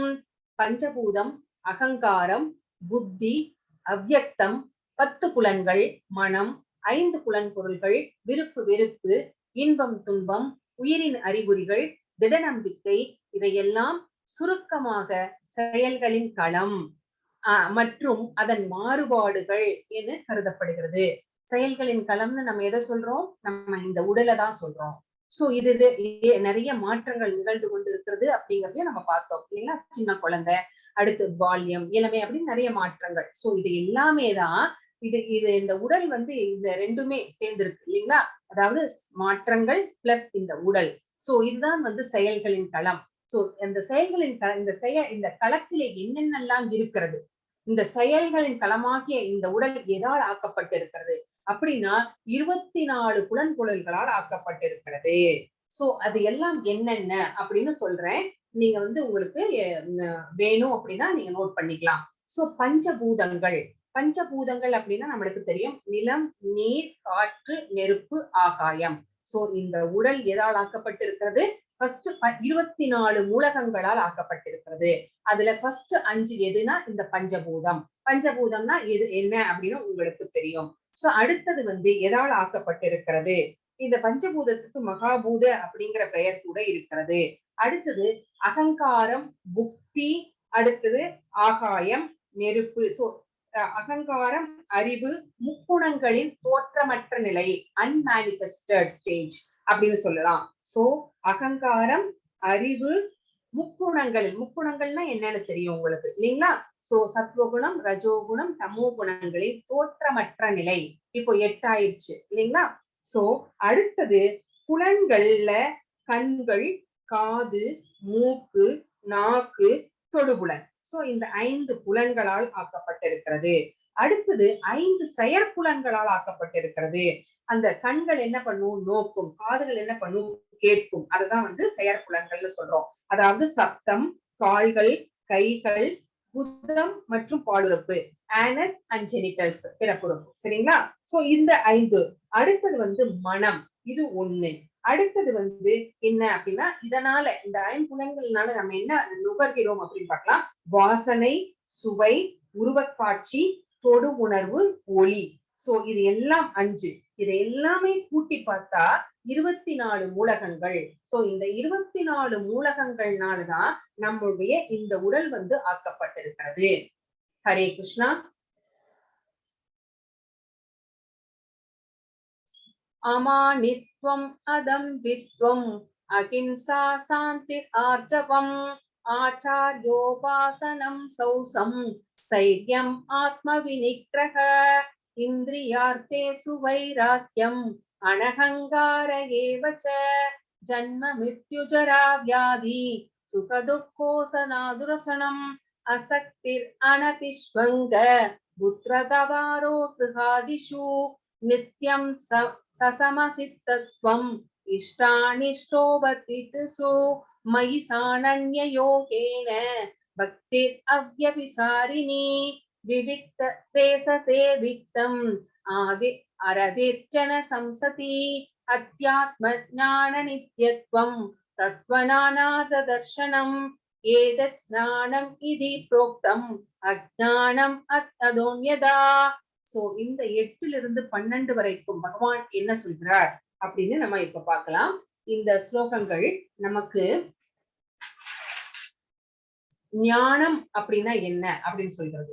இதெல்லாம் ஞானம், இதையெல்லாம் அறிந்து கொண்டிருந்தால் ஞானவான் அப்படிங்கிறதா பகவான் 8ல இருந்து 12 வரைக்கும் இருக்கிற ஸ்லோகங்கள்ல நமக்கு சொல்கிறார். சோ அடக்கமாக இருக்கணும், எங்கேயுமே ஆடம்பரமா இருக்கக்கூடாது. சோ எளிமையாக இருக்கணும் அப்படிங்கிறது தான். அடக்கத்தோட இருக்கணும். நம்ம எனக்கு தெரியும் அப்படின்னு ஒரு குரு கிட்ட நம்மளுக்கு தெரிஞ்சா கூட நம்ம என்ன பண்ணணும், தெரிஞ்ச விஷயத்தை கூட நமக்கு தெரியும்னு காட்டிக்க கூடாது. ரொம்ப பணிவா இவர் என்ன சொல்றார், அவர் அன்னைக்கு சொன்னார், நம்ம தெரிஞ்சுக்கிட்டோம், இவர் என்ன சொல்றார் இதையும் தெரிஞ்சுக்கலாம் அப்படின்னு நம்ம அடக்கத்தோட கேட்டுக்கணும் நம்ம. அடுத்தது கர்வமின்மை. சோ கர்வம் இருக்கக்கூடாது, எனக்கு எல்லாம் தெரியும் நான் அப்படிங்கிற அந்த கர்வம் இருக்கக்கூடாது. அகிம்சை அப்படின்னா ஒரு உயிரை கொல்லாமல் இருப்பது மட்டும் அகிம்சை கிடையாது. ஒருத்தருடைய மனது கஷ்டப்படாமல் பேச வேண்டும். இன்னொருத்தரை ஹர்ட் பண்றது கூட அது அகிம்சை அது இம்சை தான், சரிங்களா? சோ அது அப்படி கூட செய்யக்கூடாது. சோ அதுவும் தவிர்க்கணும். அடுத்தது பொறுமையாக இருக்க வேண்டும். சோ பொறுமை 1000 பொன் பெறும் இல்லைங்களா? சோ அந்த மாதிரி பொறுமையா இருக்கணும், ரொம்ப எளிமையாக இருக்கணும். எவ்வளவு பணக்காரங்களா இருந்தா கூட அவங்க அவங்களுடைய நடை உடை பாவனைகள்ல ஒரு செருக்கு தெரியும் இல்லைங்களா? நம்ம பார்த்திருக்கிறோம். அந்த மாதிரி இருக்கக்கூடாது, எளிமையாக இருக்க வேண்டும். எப்படி மகாத்மா காந்தி மதுரையில அவர் போயிட்டு இருக்கும் போது ஒரு விவசாயியை பாக்குறாரு. விவசாயி ஒரு கோவணத்தை கட்டிட்டு வேலை செஞ்சுட்டு இருக்காரு. அவர் கேட்கிறாரு, ஏன் இவர் ட்ரெஸ்ஸே இல்லாம இருக்கிறார் அப்படின்னு கேட்டுட்டு, அவருடைய நிலைமை அப்படிதான் அப்படின்னு தெரிஞ்சோன்னா, என்னைக்கு எல்லாருமே இந்த குடிமக்கள் எல்லாருமே ஃபுல்லா ட்ரெஸ் போடுறாங்களோ அன்னைக்கே நானும் அந்த மாதிரி பண்றேன், நானும் ட்ரெஸ் போடுறேன்னு சொல்லிட்டு அன்னையில இருந்து அரை இதுக்குதான் அவர் ட்ரெஸ் போட்டுட்டு இருந்தார் இல்லைங்களா? அவர் எவ்வளவு பணக்கார குடும்பத்திலே அந்த காலத்திலேயே பாரிஸ்டராக பட்டம் பெற்றவர். சோ இந்த காலத்திலேயே ஃபாரின் அனுப்பி படிக்க வைக்கணும்னா நம்மளுக்கு எவ்வளவு கஷ்டம், பணம் தேவைப்படுகிறது. ஆனா அவங்க அந்த காலத்திலேயே அனுப்பி படிக்க வச்சிருக்கிறாங்க வக்கீலுக்கு. அப்ப எவ்வளவு பெரிய பணக்கார குடும்பத்திலே பிறந்திருக்கணும். அப்படிப்பட்டவருடைய மனநிலை எப்படி இருந்ததுன்னு பாத்துக்கோங்க. அவ்வளவு எளிமையாக இருந்தது. சோ அடுத்தது அங்கீகரிக்கப்பட்ட ஆன்மீக குருவை அணுகுதல். சோ ஒரு குருவை நம்ம தேர்ந்தெடுக்கப்பட்ட முன்னாடி அவர் டிசிப்ளின் சக்சஷன்ல இருந்து வந்தவர் தானா அப்படிங்கறது நம்ம தெரிஞ்சுக்கணும். தெரிஞ்சுக்கிட்டு அப்படிப்பட்ட குருவை தான் நம்ம குருவாக ஏற்றுக்கொள்ள வேண்டும். சோ தூய்மையாக இருக்க வேண்டும். புற தூய்மையும் சரி, அகத்தூய்மையும் சரி. புற தூய்மை நீரான அமையும் அப்படிங்கிறது தெரியும். 2 வேளை நல்லா குடிச்சு நல்ல சுத்தமான தூய்மையான ஆடைகளை அணியணும். உள்ள தூய்மை எப்படி கிடைக்கும் அப்படின்னா ஜபம் செய்வதனால, பகவானுடைய நாமாக்களை சொல்வதனாலே உள்ளம் தூய்மை அடையும். தளராமை, எதுக்குமே தளர்ந்து போகக்கூடாது. சோ மறுபடியும் முயற்சி செய்ய வேண்டும். முயற்சியே விட்டுவிடக் கூடாது. சுய கட்டுப்பாடு, செல்ஃப் கண்ட்ரோல் இருக்கணும். சோ நம்ம மனசை நம்மளுடைய இஷ்டத்துக்கு அலைபாய விடக்கூடாது. அது நமக்கு அழிவுப்பாதைக்கு இட்டு செல்லும். புலனுகர்ச்சி பொருள்களை துரத்தல். சோ எதையெல்லாம் நம்முடைய புலன்களை வீக்காக்கணுமோ சோ அது பின்னாடி போயிருச்சு. இப்ப நிறைய யங்ஸ்டர்ஸ் பாக்குறோம் போதை பொருள்கள் பின்னாடி போறத. சோ அந்த மாதிரியாக புலன்களுக்கு புலனுகர்ச்சி பொருள்கள் பின்னாடி போகக்கூடாது. அந்த பொய் அகங்காரம் இருக்கக்கூடாது. பொய் அகங்காரம்னா நேத்தே நம்ம பார்த்தோம். நான் உங்களுக்கு ஒரு எக்ஸாம்பிள் சொன்னேன் என்ன வச்சுட்டு. சோ அந்த பொய் அகங்காரம் இல்லாதிருத்தல், ஃபால்ஸ் ஈகோ இருக்கக்கூடாது. பிறப்பு, இறப்பு, முதுமை, நோய் சோ ஆகியவற்றின் துன்பத்தினை கவனித்தல். சோ நமக்கு என்ன பெரிய பிரச்சனை அப்படின்னா, நம்ம வீட்டுல நடக்குதே ஹஸ்பண்ட் அண்ட் ஒய்ஃப் சண்டை, அம்மா பையன் சண்டை, அப்புறம் மாமியார் மருமக சண்டை எல்லாம் பெரிய சண்டையே கிடையாது. அப்ப எது பெரிய விஷயம், எது பிரச்சனை, எது துன்பம் அப்படின்னு கேட்டா, பிறப்பு, இறப்பு, முதுமை, நோய். அதாவது ஜன்ம, மிருத்யு, ஜரா, வியாதி. இதுதான் மிகப்பெரிய நோய். இந்த நோயிலே இருந்து, இந்த துன்பத்திலே இருந்து இங்கிருந்து தப்பிச்சு போறதுதான் மிகப்பெரிய விஷயம். சோ இதுதான் பெரிய விஷயமாக நினைக்கணுமே ஒழிய இந்த பூலோக விஷயத்துல எல்லாம் பெருசா எடுத்துக்க கூடாது. சோ இங்கிருந்து எப்படி தப்பிக்கிறது, அதுக்கு பகவானிடம் சரணடைய வேண்டும், பக்தி தொண்டு செய்ய வேண்டும். அடுத்தது குழந்தைகள், மனைவி, வீடு மற்றும் இதர பந்தத்திலிருந்து விடுபட்டு இருத்தல். நம்மளுக்கு ஒரு 50 வயசு ஆயிடுச்சு அப்படின்னா, நம்ம 50 வயசு வரைக்கும் எல்லாத்தையும் நம்ம பற்றோட செஞ்சுக்கிட்டு இருப்போம். அதுக்கப்புறம் கொஞ்சம் கொஞ்சமா பற்றுக்களை விலக்கி கொண்டு அந்த பற்றை குடும்பத்தார் மீது வைக்காமல் பகவான் மேல வச்சு சோ அந்த பந்தத்திலிருந்து கொஞ்சம் கொஞ்சமாக விடுபட வேண்டும். அடுத்தது விருப்பு வெறுப்புகளில் சமநிலை. சோ நம்மளுக்கு விருப்பு வெறுப்புன்னு இருக்கக்கூடாது. சோ உன்னை விரும்புறது, உன்னை வெறுக்கிறது அப்படிங்கிற நிலை இருக்கக்கூடாது. எதுனாலும் அது பகவான் கொடுத்தது அப்படிங்கிற அந்த நிலையில நம்ம மனசை வச்சுக்கணும். என் மீதான நித்தியமான களங்கமற்ற பக்தி. என்ன நடந்தாலும் சரி, ஒரு துன்பம் நடந்தாலும் சரி, ஒரு பெரிய நல்ல விஷயம் நடந்தாலும் சரி, பகவான் மேல காட்டுற அன்புலையும் பக்தியிலையும் நம்ம எப்பவுமே ஸ்டடியா இருக்கணும். அப்படிங்கறதுதான் என் மீதான நித்தியமான களங்கமற்ற பக்தி. சோ தனிமையான இடங்களில் வாழ விரும்புதல். நிறைய கூட்டத்தோட இருக்கவே கூடாது. யோகிகளும் ஞானிகளும் தனிமையான இடங்களிலேதான் அவர்கள் வாழ விரும்புவார்கள். ஆனா தனிமையான இடங்களில் வாழ விரும்புதல் அப்படிங்கிறது நமக்கு இந்த யுகத்திலே நம்மளுக்கு சாத்தியமில்லை அப்படிங்கிறதும் நம்ம பார்த்துக்கணும். சோ பொதுமக்களிடமிருந்து விலகி இருத்தல். சோ பொதுமக்கள் யாரெல்லாம் கிருஷ்ண பக்திக்கு எதிரானவர்களாக இருக்கிறார்களோ, நாஸ்திகர்களாக இருக்கிறார்களோ, அவங்களிடமிருந்து விலகி இருக்கிறது தப்பே கிடையாது. அவங்க ஃப்ரெண்ட்ஷிப்பை கட் பண்ணலாம். அது 2வது தடவை யோசிக்கவே வேண்டாம். சோ ஃபர்ஸ்ட் டைமே அதுவும் யாருடைய மனதையும் புண்படுத்தாமல் நம்ம விலகி வந்துடணும். சோ ஆத்ம ஞானத்தின் முக்கியத்துவத்தை ஏற்றல். சோ ஆத்ம ஞானம்னா என்ன? நான் இந்த உடல் அல்ல, நான் ஆத்மா அப்படின்னு. அப்போ பாடிலி ரிலேஷன்ஷிப்புக்கு நம்ம அவ்வளவு இம்பார்ட்டன்ஸ் கொடுக்க வேண்டியது இல்லை. ஒரு பர்டிகுலர் ஏஜ்க்கு அப்புறம் நம்முடைய இந்த மனிதனாக இந்த பிறப்பெடுத்ததற்கு நோக்கமே பகவானை அடைவது அப்படிங்கிற அந்த இடத்துல நம்ம ஆத்ம ஞானத்தை புரிந்து கொள்ள வேண்டும். பரம சத்தியத்தை அறிவதற்கான தத்துவ ஆய்வு. சோ பகவானை பற்றி நிறைய விஷயங்களை தெரிந்து கொள்ள வேண்டும். சோ இவை அனைத்தையும் தான் நான் ஞானமாக அறிவிக்கின்றேன். சோ இதெல்லாம் தான் ஞானம். சோ இவற்றை தவிர மற்றவை அனைத்தும் அறியாமையே அப்படின்னு சொல்லிட்டாரு. மற்ற எல்லாமே இக்னரன்ஸ் தான் அப்படின்னு இந்த ஸ்லோகங்கள்ல பகவான் நமக்கு தெளிவாக விளக்குகிறார். ஹரே கிருஷ்ணா. நேயம் யத் யத் பிரவிஷ்யாமி யஜ்ஞாத்வாம்ருதம் அஸ்னுதே அநாதிமத் பரம் பிரம்ம ந சத்தன்னாசத் உச்யதே. தற்போது எதை அறிவதால் நீ அமிர்தத்தை சுவைப்பாயோ அந்த அறியப்படும் பொருளை நான் உனக்கு விளக்குகிறேன். ஆரம்பம் இல்லாததும் எனக்கு கீழ்ப்பட்டதும் பிரம்மன் ஆத்மா என்று அழைக்கப்படுவதுமான இது ஜட உலகின் காரணம் மற்றும் விளைவுகளுக்கு அப்பாற்பட்டு விளங்குகிறது. சோ இப்ப நான் எதை பத்தி சொல்ல போறேன் அப்படிங்கிறாரு? ஆத்மாவை பத்தி சொல்ல போறேன். சோ எதை அறிவதால் நீ அமிர்தத்தை சுவைப்பாயோ, சோ இதை மட்டும் நீ தெரிஞ்சுக்கிட்ட அப்படின்னு வச்சுக்கோயேன், அமிர்தத்தை சாப்பிட்டது மாதிரி இருப்ப நீ. சோ அந்த அறியப்படும் பொருளை சோ எதை பத்தி தெரிஞ்சுக்கணும்? எல்லாருமே ஆத்மாவை பத்தி தான் தெரிஞ்சுக்கணும். அதை பத்தி நான் உனக்கு சொல்றேன். அது எனக்கு கீழ்ப்பட்டது. சோ பகவானுடைய சர்வன் மாதிரி. சோ அது எனக்கு கீழ்ப்பட்டது. அதுக்கு 2 பேர், ஆத்மானு சொல்லுவோம், பிரம்மன்னு சொல்லுவோம் அப்படின்னு அழைக்கப்படுகிறது. சோ இது ஜட உலகின் காரணம். சோ இந்த ஜட உலகத்துக்கு வருவதற்கு காரணமாகவும் மற்றும் விளைவுகளுக்கு அப்பாற்பட்டும் விளங்குகிறது. சோ நம்ம செய்கின்ற செயல்களுக்கெல்லாம் நம்மதான் காரணமே ஒழிய நம்முடைய ஆத்மா எப்பவுமே பொறுப்பெடுத்துக்காது. அதுக்கு எந்த சம்பந்தமும் கிடையாது. ஆத்மா தனித்தே இருக்கிறது அப்படிங்கிறத நம்ம புரிஞ்சுக்கணும். சோ ஆத்மாக்கு துவக்கம் இல்லாதது. நம்மளுடைய இந்த ஆத்மா போன ஜென்மத்துல என்னவாக இருந்தது அப்படின்னு நமக்கு தெரியுமா? எந்த உடலுக்குள்ளே இருந்தது, முதல்ல எந்த உடலுக்குள்ளே வந்தது அப்படிங்கிற அதனுடைய தோற்றத்தை பற்றி நம்மளுக்கு தெரியுமா? ஸ்டார்டிங் பாயிண்ட் எப்படியோ தெரியாது. சோ அதுதான் கட உபனிஷத்தம் கூட சொல்கிறது. நஜாயதே மிரியதே வா விபஷித் அப்படின்னு சொல்கிறது.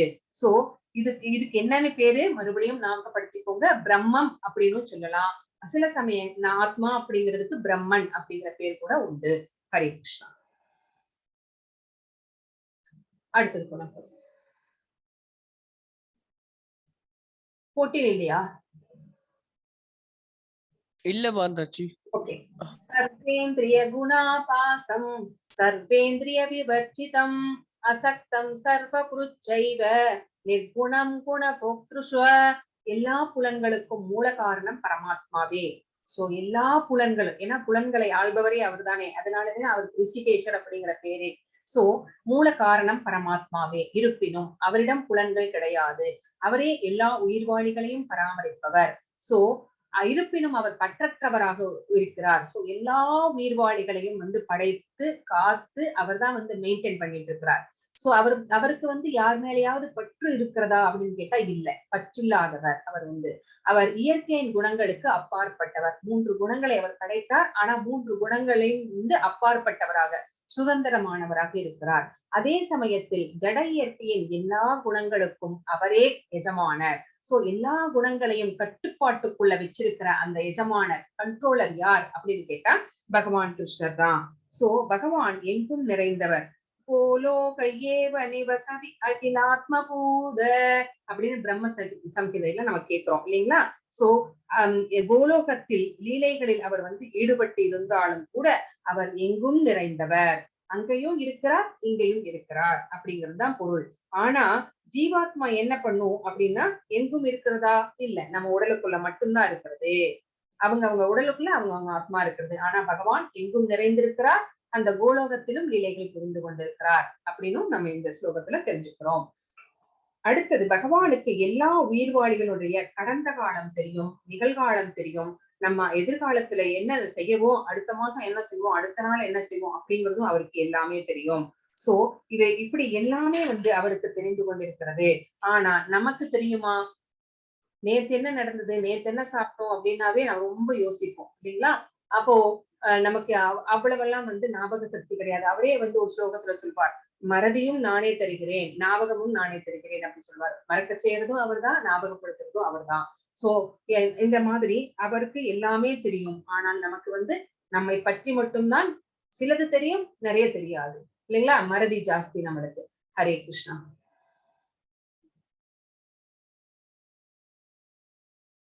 பகிர் அந்தஸ்ச பூதானாம் அசரம் சரம் ஏவச சுஸ்மத்வாத் அவிக்னேயம் தூரஸ்தம் சாந்திகே சதத். பரம உண்மை எல்லா உயிர்வாழிகளின் உள்ளும் புறமும் உள்ளார். சோ பரம உண்மை அப்படிங்கிறது என்ன? பரமாத்மா, பகவான் கிருஷ்ணர். எல்லா உயிர்வாழிகளுக்கும் உள்ளேயும் இருக்கிறார், பரமாத்மாவாக இருக்கிறார். புறமும் இருக்கிறார், எல்லாத்திலையும் நிறைஞ்சிருக்கிறார். இந்த அகிலம் அனைத்திலுமே நிறைந்திருக்கிறார். அசைவனவற்றிலும் இருக்கிறார், அசையாதனவற்றிலும் இருக்கிறார். அவர் சூட்சுமமானவர். அதாவது சூட்சுமமானவர்னா அவர் நம்மளை பார்க்க முடியாது. சோ ஜடப்புலன்களின் வலிமையினால் காண்பதற்கோ அறிவதற்கோ அப்பாற்பட்டவர். சோ இந்த ஜடப்புலன்கள் நம்மளுக்கு எப்படிப்பட்டது? குறைகள் நிரம்பியது. இந்த ஜடப்புலன்களை வைத்துக் கொண்டு அவரை அறிந்து கொள்வதற்கோ பார்ப்பதற்கோ முடியாது. மிக மிக தொலைவிலே இருக்கிறார். பூலோக விருந்தாவனத்திலே லீலைகள் புரிந்து கொண்டிருக்கிறார். அதே அவ்வளோ டிஸ்டன்ஸ்ல இருந்தாலும் அனைவரின் அருகிலும் இருக்கிறார். எப்படி? பரமாத்மாவாக இருக்கிறார். ஒரு காற்று எப்படி இந்த பிரபஞ்சத்துக்குள்ளே பரவி இருக்கிறதோ அதே மாதிரி எல்லா இடத்திலும் அவர் நிறைந்திருக்கிறார். சோ ரொம்ப டிஸ்டன்ஸ்லயும் இருக்கிறாரு, far away and very near, ரெண்டுமே அவர் தான் இருக்கிறார் அப்படிங்கிறதையும் நம்ம இந்த ஸ்லோகம் நமக்கு சொல்கிறது. சோ ஒரு பக்தன் அப்படிங்கிறவர் பகவானை எப்போதுமே பார்க்க முடியும். இந்த ஞானம் அவருக்கு இருந்தால் பகவான் நமக்குள்ளும் இருக்கிறார், இந்த இயற்கையிலும் நிறைந்து இருக்கிறார் அப்படிங்கிறத புரிந்து கொள்ள முடியும். ஹரே கிருஷ்ணா. அதேதான் பிரபு சொல்லியிருக்காங்க. அடுத்தது சோ ஜோதிசாம் அபிதத் ஜோதிஸ் தமச பரம் உச்யதே ஞானம் நேயம் ஞானகம்யம் ருதி சர்வஸ்ய விஸ்திதம். பிரகாசிக்கும் பொருள்கள் எல்லாவற்றிற்கும் மூலம் அவரே. சோ அவரே நம்ம சொல்லியிருந்தாரு இல்லையா, நானே சூரியனுக்கும் சந்திரனுக்கும் ஒளியை கொடுக்கிறேன் அப்படின்னு சொன்னாரு இல்லைங்களா, அவருடைய விபூதிகளை பற்றி சொல்லும் போது. சோ அதான் பிரகாசிக்கும் பொருள்கள் எல்லாவற்றிலும் பகவான் இருக்கிறார். அவர் ஜடத்தின் இருட்டிற்கு அப்பாற்பட்டவராகவும் தோன்றாதவராகவும் உள்ளார். சோ இருட்டுக்கு அப்பாற்பட்டவர். சோ இந்த ஜட உலகத்துல இருட்டு எங்கெல்லாம் இருக்கிறதோ அதுக்கெல்லாம் அப்பாற்பட்டவராக இருக்கிறார். தோன்றாதவராக, அவருடைய தோற்றம் எப்போ அப்படிங்கிறது நம்மளுக்கு தெரியாது. சோ அவரை அறிவாகவும் அறியப்படும் பொருளாகவும் அறிவின் இலக்காகவும் உள்ளார். சோ நாம் யாரை அறிந்து கொள்ள வேண்டும்? பகவானை அறிந்து கொள்ள வேண்டும். அறியப்படும் பொருள் என்ன? பகவானை பற்றி அறிந்து கொள்வதுதான். நம்மளுடைய இலக்கு என்ன? பகவானை பற்றி தெரிந்து கொள்வதுதான். தெரிந்து கொண்டு அவரிடம் சரணடைந்து அவரை சென்று அடைய வேண்டும். சோ எல்லாமே அறியப்படும் பொருள், அறிவின் இலக்கு. சோ அவரே அறிவாகவும் இருக்கிறார். அவர் ஒவ்வொருவருடைய இதயத்திலும் வீற்றிருக்கிறார் அப்படின்னு இந்த ஸ்லோகம் நம்மளுக்கு சொல்கிறது. எப்படி சூரியன் பற்பல இடங்களில் தோன்றுகிறார். இன்னைக்கு நம்ம இன்னைக்கு சென்னையில இருக்கோம், சூரிய உதயத்தை பார்க்கிறோம். நாளைக்கு நான் கோயம்புத்தூருக்கு போறேன், அங்கேயும் சூரியனை நான் பார்க்கிறேன். சோ பற்பல இடங்களில் தோன்றுவது போல. சோ பஸ்ல போயிட்டே இருக்கிறோம், இங்க இருக்கிறோம், நான் தாம்பரத்துல போய் இறங்குறேன் அப்படின்னா அங்கேயும் நான் சூரியனை பார்ப்பேன். சோ எல்லா இடங்களிலும் ஒரே சூரியன் தான் தோன்றுகிறார். அதே மாதிரிதான் ஒரே விஷ்ணு எல்லா இடங்களிலும் நிறைந்து இருக்கிறார். சோ ஊருக்கு ஒரு சூரியன் கிடையாது, ஊருக்கு ஒரு விஷ்ணு கிடையாது. சோ ஒருத்தரே தான் எல்லா இடங்களிலும் நிறைந்து இருக்கிறார். எல்லாவற்றிலும் அவரே இருக்கிறார். சோ ஒரு படைப்பின் போது அவர் உயிர்வாளிகளை எல்லாம் படைக்கிறார். சோ ஒரு பிரளயத்தின் போது எல்லா உயிர்வாளிகளுமே அவருடைய அந்த வயிற்றுகளே எல்லாமே அடங்கி விடுகிறது, ஒடுங்கி விடுகிறது. சோ எல்லாமே அங்க ரெஸ்ட் எடுக்குது. சோ அந்த ரெஸ்ட் முடிஞ்சு படைப்பு ஆரம்பிக்கும் போது எந்த ஆர்டர்ல உள்ள போனாங்களோ அதே ஆர்டர்ல எல்லாத்தையுமே அவர் படைக்கிறார். சோ ஓய்வெடுத்து அவர் படைக்க ஆரம்பிக்கும் போது அவை எல்லாமே அதே ஆர்டர்ல வெளியில வருகிறது. சோ சந்திரன், நட்சத்திரம், சூரியன் எல்லாற்றுக்கும் மூலமாக பகவானே விளங்குகிறார் அப்படின்னு இந்த ஸ்லோகம் நமக்கு சொல்கிறது. ஹரே கிருஷ்ணா. இதே சேத்ரம் ததா ஞானம் நேயம் சோக்தம் சமாசத மத்பக்த ஏதத் விக்ஞாய மத்பாவாயோபவத்யதே. இவ்வாறாக செயல்களின் களம், அதாவது உடல் சேத்ரத்ன, அறிவு ஞானம், அறியப்படும் பொருள் நேயம் ஆகியவை சுருக்கமாக என்னால் விளக்கப்பட்டுள்ளன. பகவான் இதை பத்தி எல்லாம் சொல்லிட்டார். உடல்னா என்ன, உடலை அறிபவன்னா யாரு, அறிவின் ஞானம்னா என்ன, நேயம்னா என்ன. சோ எனது பக்தர்கள் மட்டுமே இதை முழுமையாக புரிந்து கொண்டு எனது இயற்கையை அடைய முடியும். யார் இதை புரிஞ்சுக்குவாங்க அப்படின்னு கேட்டா அவருடைய பக்தர்கள்னால மட்டும்தான் இதை புரிந்து கொள்ள முடியும். பக்தர்கள் புரிந்து கொண்டு பகவானை அடைவதற்கு முயற்சிகள் பல செய்து பல தொண்டுகள் செய்து பகவானை அடைய முடியும் அப்படின்னு இந்த ஸ்லோகம் சொல்கிறது. சோ பகவானை நம்பாதவர்கள் இதை புரிந்து கொள்ள மாட்டார்கள். இறந்துட்டோம்னா அவ்வளவுதான், நம்மளோட லைஃப் முடிஞ்சிருச்சு அப்படின்னு நினைச்சிட்டு இருக்காங்க. அப்போ அப்படி நினைக்கிறவங்க ஆத்மாங்கிறத நம்புவாங்களா? நம்ப மாட்டாங்க. சோ களத்தை அறிபவன் அதையெல்லாம் அவங்க ஏற்றுக்கொள்ளவே மாட்டார்கள். சோ என்னுடைய பக்தர்கள் மட்டும்தான் என்னை புரிஞ்சுக்குவாங்க. அவங்கதான் என்னுடைய இயற்கை அவருடைய பரமதலத்தை, அதாவது திருநாட்டை அடைய முடியும் அப்படின்னு இந்த ஸ்லோகம் நமக்கு சொல்கிறது. ஹரே கிருஷ்ணா. பிரக்ருதிம் புருஷம் சைவ வித்யாத்னாதி உபாவபி விகாரம் சகுணாம் சைவ வித்தி பிரக்ருதி சம்பவான். ஜட இயற்கையையும் உயிர் வாளிகளும் ஆரம்பமற்றவை என்பதை புரிந்து கொள்ள வேண்டும். சோ இந்த ஜட இயற்கை எப்பத்திலிருந்து இருக்கு அப்படின்னு கேட்டா நம்மளுக்கு தெரியுமா? தெரியாது. சோ ஆரம்பம் இல்லாதது. இந்த உயிர்வாளிகளை பகவான் எப்பத்திலிருந்து படைச்சிட்டு இருக்கிறார் அப்படிங்கிறது தெரியுமா? அதுவும் நம்மளுக்கு தெரியாது. சோ ரெண்டுக்குமே ஆரம்பம் இல்லாதது. சோ அவர்களுடைய மாற்றங்கள், அந்த சேஞ்சஸ் நடக்குது. உயிர்வாளிகள் கிட்டையும் நிறைய சேஞ்சஸ் நடக்கிறது. அவங்களுடைய பாடியில என்னென்ன சேஞ்சஸ் பார்த்தோம். அதே மாதிரி இந்த இயற்கையிலும் நிறைய சேஞ்சஸ் நடந்து கொண்டேதான் இருக்கிறது. சோ இந்த ஜடத்தின் குணங்களும் ஜட இயற்கையின் உற்பத்தி பொருள்களே. சோ இது எல்லாமே என்ன அப்படின்னு கேட்டா இந்த இயற்கையினுடைய பை ப்ராடக்ட்ஸ் தான். சோ இந்த குணங்கள் மாற்றங்கள் எல்லாமே இந்த இயற்கையினுடைய பை ப்ராடக்ட்ஸ் அப்படின்னு இந்த ஸ்லோகம் நமக்கு சொல்கிறது. ஹரே கிருஷ்ணா. காரிய காரண கர்த்ருத்வே கேதி பிரக்ருதி உச்யதே புருஷ சுக துக்கானாம் ஓக்தத்ருவே ஹேதுருச்யதே. எல்லா செயல்களுக்கும் விளைவுகளுக்கும் இயற்கையே காரணமாக கூறப்படுகிறது. இருப்பினும் இவ்வுலகின் பல்வேறு இன்ப துன்பங்களுக்கு உயிர்வாளியே காரணமாக கூறப்படுகிறது. சோ எந்த செயல்கள் அதனுடைய செயல்கள் செய்கிறோம், அதனால விளைவுகள் ஏற்படுகிறது. சோ இந்த விளைவுகளுக்கு யார் காரணம் அப்படின்னா இயற்கை அப்படின்னு சொல்றாங்க. ஆனாலும் நம்ம இயற்கை எப்படி நாம செய்கின்ற செயல்கள் தானே நம்மளுக்கு இன்ப துன்பங்களை தருகிறது. அப்போ உயிர்வாழிதான் இதற்கு காரணம் என்று சொல்லப்படுகிறது அப்படின்னு இந்த ஸ்லோகம் நமக்கு தெளிவாக சொல்கிறது. எப்படி ஒரு நம்முடைய ஆத்மா ஒரு நாயின் உடலுக்குள் வைத்திருக்கிற நம்மளுக்கு நாயின் உடல் கிடைக்கிறது அப்படின்னு வச்சுக்கோங்க. அந்த நாய் எப்படி நாயின் இயல்பு என்னவோ அதற்கேற்பதான் அதனுடைய செயல்கள் இருக்கும். இதே மாதிரி ஒரு பன்றியின் உடலுக்குள் ஆத்மா வைக்கப்பட்டால் அந்த பன்றியினுடைய செயல்கள் எப்படி இருக்குமோ, அந்த இயல்புகள் எப்படி இருக்குமோ அதுக்கேற்ற மாதிரிதான் அது நடக்கும். அதுக்கு கொண்டு போய் நல்ல வாழை இலையில நல்ல கோதுமை அல்வா சுட சுட கொடுத்தீங்கன்னா நெய் எல்லாம் நிறைய போட்டு அது சாப்பிடாது. அது என்ன பண்ணும்? மலத்தை தேடித்தான் ஓடும்.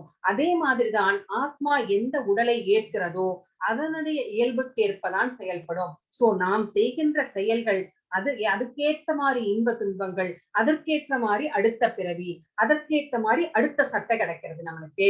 சோ அது நாய் சட்டையா பன்றி சட்டையா மனித சட்டையா அப்படிங்கிறது நம்முடைய கர்மாதான் தீர்மானிக்கிறது. சோ இதுதான் இந்த ஸ்லோகம் நமக்கு எடுத்துரைக்கிறது. இதுதான் லா ஆஃப் நேச்சர். சோ இதுதான் இயற்கையினுடைய சட்டம். சோ இந்த சட்டத்தை எந்த நிலையிலும் நாம மீற முடியாது. ஹரே கிருஷ்ணா. புருஷ பிரகிருதிஸ்தோ ஹி புங்க்தே பிரகிருதி ஜான் குணான் காரணம் குண சங்கோஷ்ய சத் அசத்யோனி ஜன்மசு. இவ்வாறாக ஜட இயற்கையில் உள்ள உயிர்வாழி இயற்கையின் முக்குணங்களை அனுபவித்துக் கொண்டு வாழ்வின் வழிகளை பின்பற்றுகிறான். சோ இந்த மாதிரி நம்ம இயற்கையில இந்த பூமியில பிறந்துட்டோம். 3 குணங்கள் நம்மை ஆட்சி செய்கிறது. அந்த 3 குணங்களுக்கு ஏற்ப நம்ம செயல்கள் செய்கிறோம். அந்த 3 குணங்களுக்கு ஏற்ப இன்பங்களும் வருகிறது, துன்பங்களும் வருகிறது. அதை நம்ம அனுபவிக்கிறோம். சோ இந்த மாதிரி அனுபவிச்சுட்டு இன்பத்தையும் துன்பத்தையும் அனுபவிச்சுட்டு இப்படியே வாழ்க்கையை வாழ்ந்து கொண்டிருக்கிறோம். இவை ஜட இயற்கையின் தொடர்பினால் ஏற்படுபவை. இது எதனால நமக்கு நடக்கிறது அப்படின்னா நம்ம இந்த ஜட இயற்கையோட நம்ம தொடர்பு கொண்டிருக்கிறோம். அதனாலதான் முக்குணங்கள் நம்மை ஆட்சி செய்கிறது. இவ்வாறு பல்வேறு இனங்களில் அவன் நம்மை தீமைகளை சந்திக்கிறான். சோ அதனால நம்ம நிறைய பிறவி எடுக்கிறோம். அந்த பிறவிகளுக்கு ஏற்ப செய்கின்ற செயல்களுக்கு ஏற்ப நன்மைகளையும் தீமைகளையும் அனுபவிக்கிறோம். அது ஊர்வனவாக இருந்தாலும் சரி, பரப்பனவாக இருந்தாலும் சரி, எந்த பாடி கிடைக்குதோ அதுக்கேற்ற மாதிரி அந்த இயல்புகளுக்கு ஏற்ற மாதிரி செயல்கள் செய்து நாம இன்பத்தையும் துன்பத்தையும் அனுபவிக்கின்றோம். எதனால? ஜட இயற்கையின் தொடர்பினால. ஹரே கிருஷ்ணா.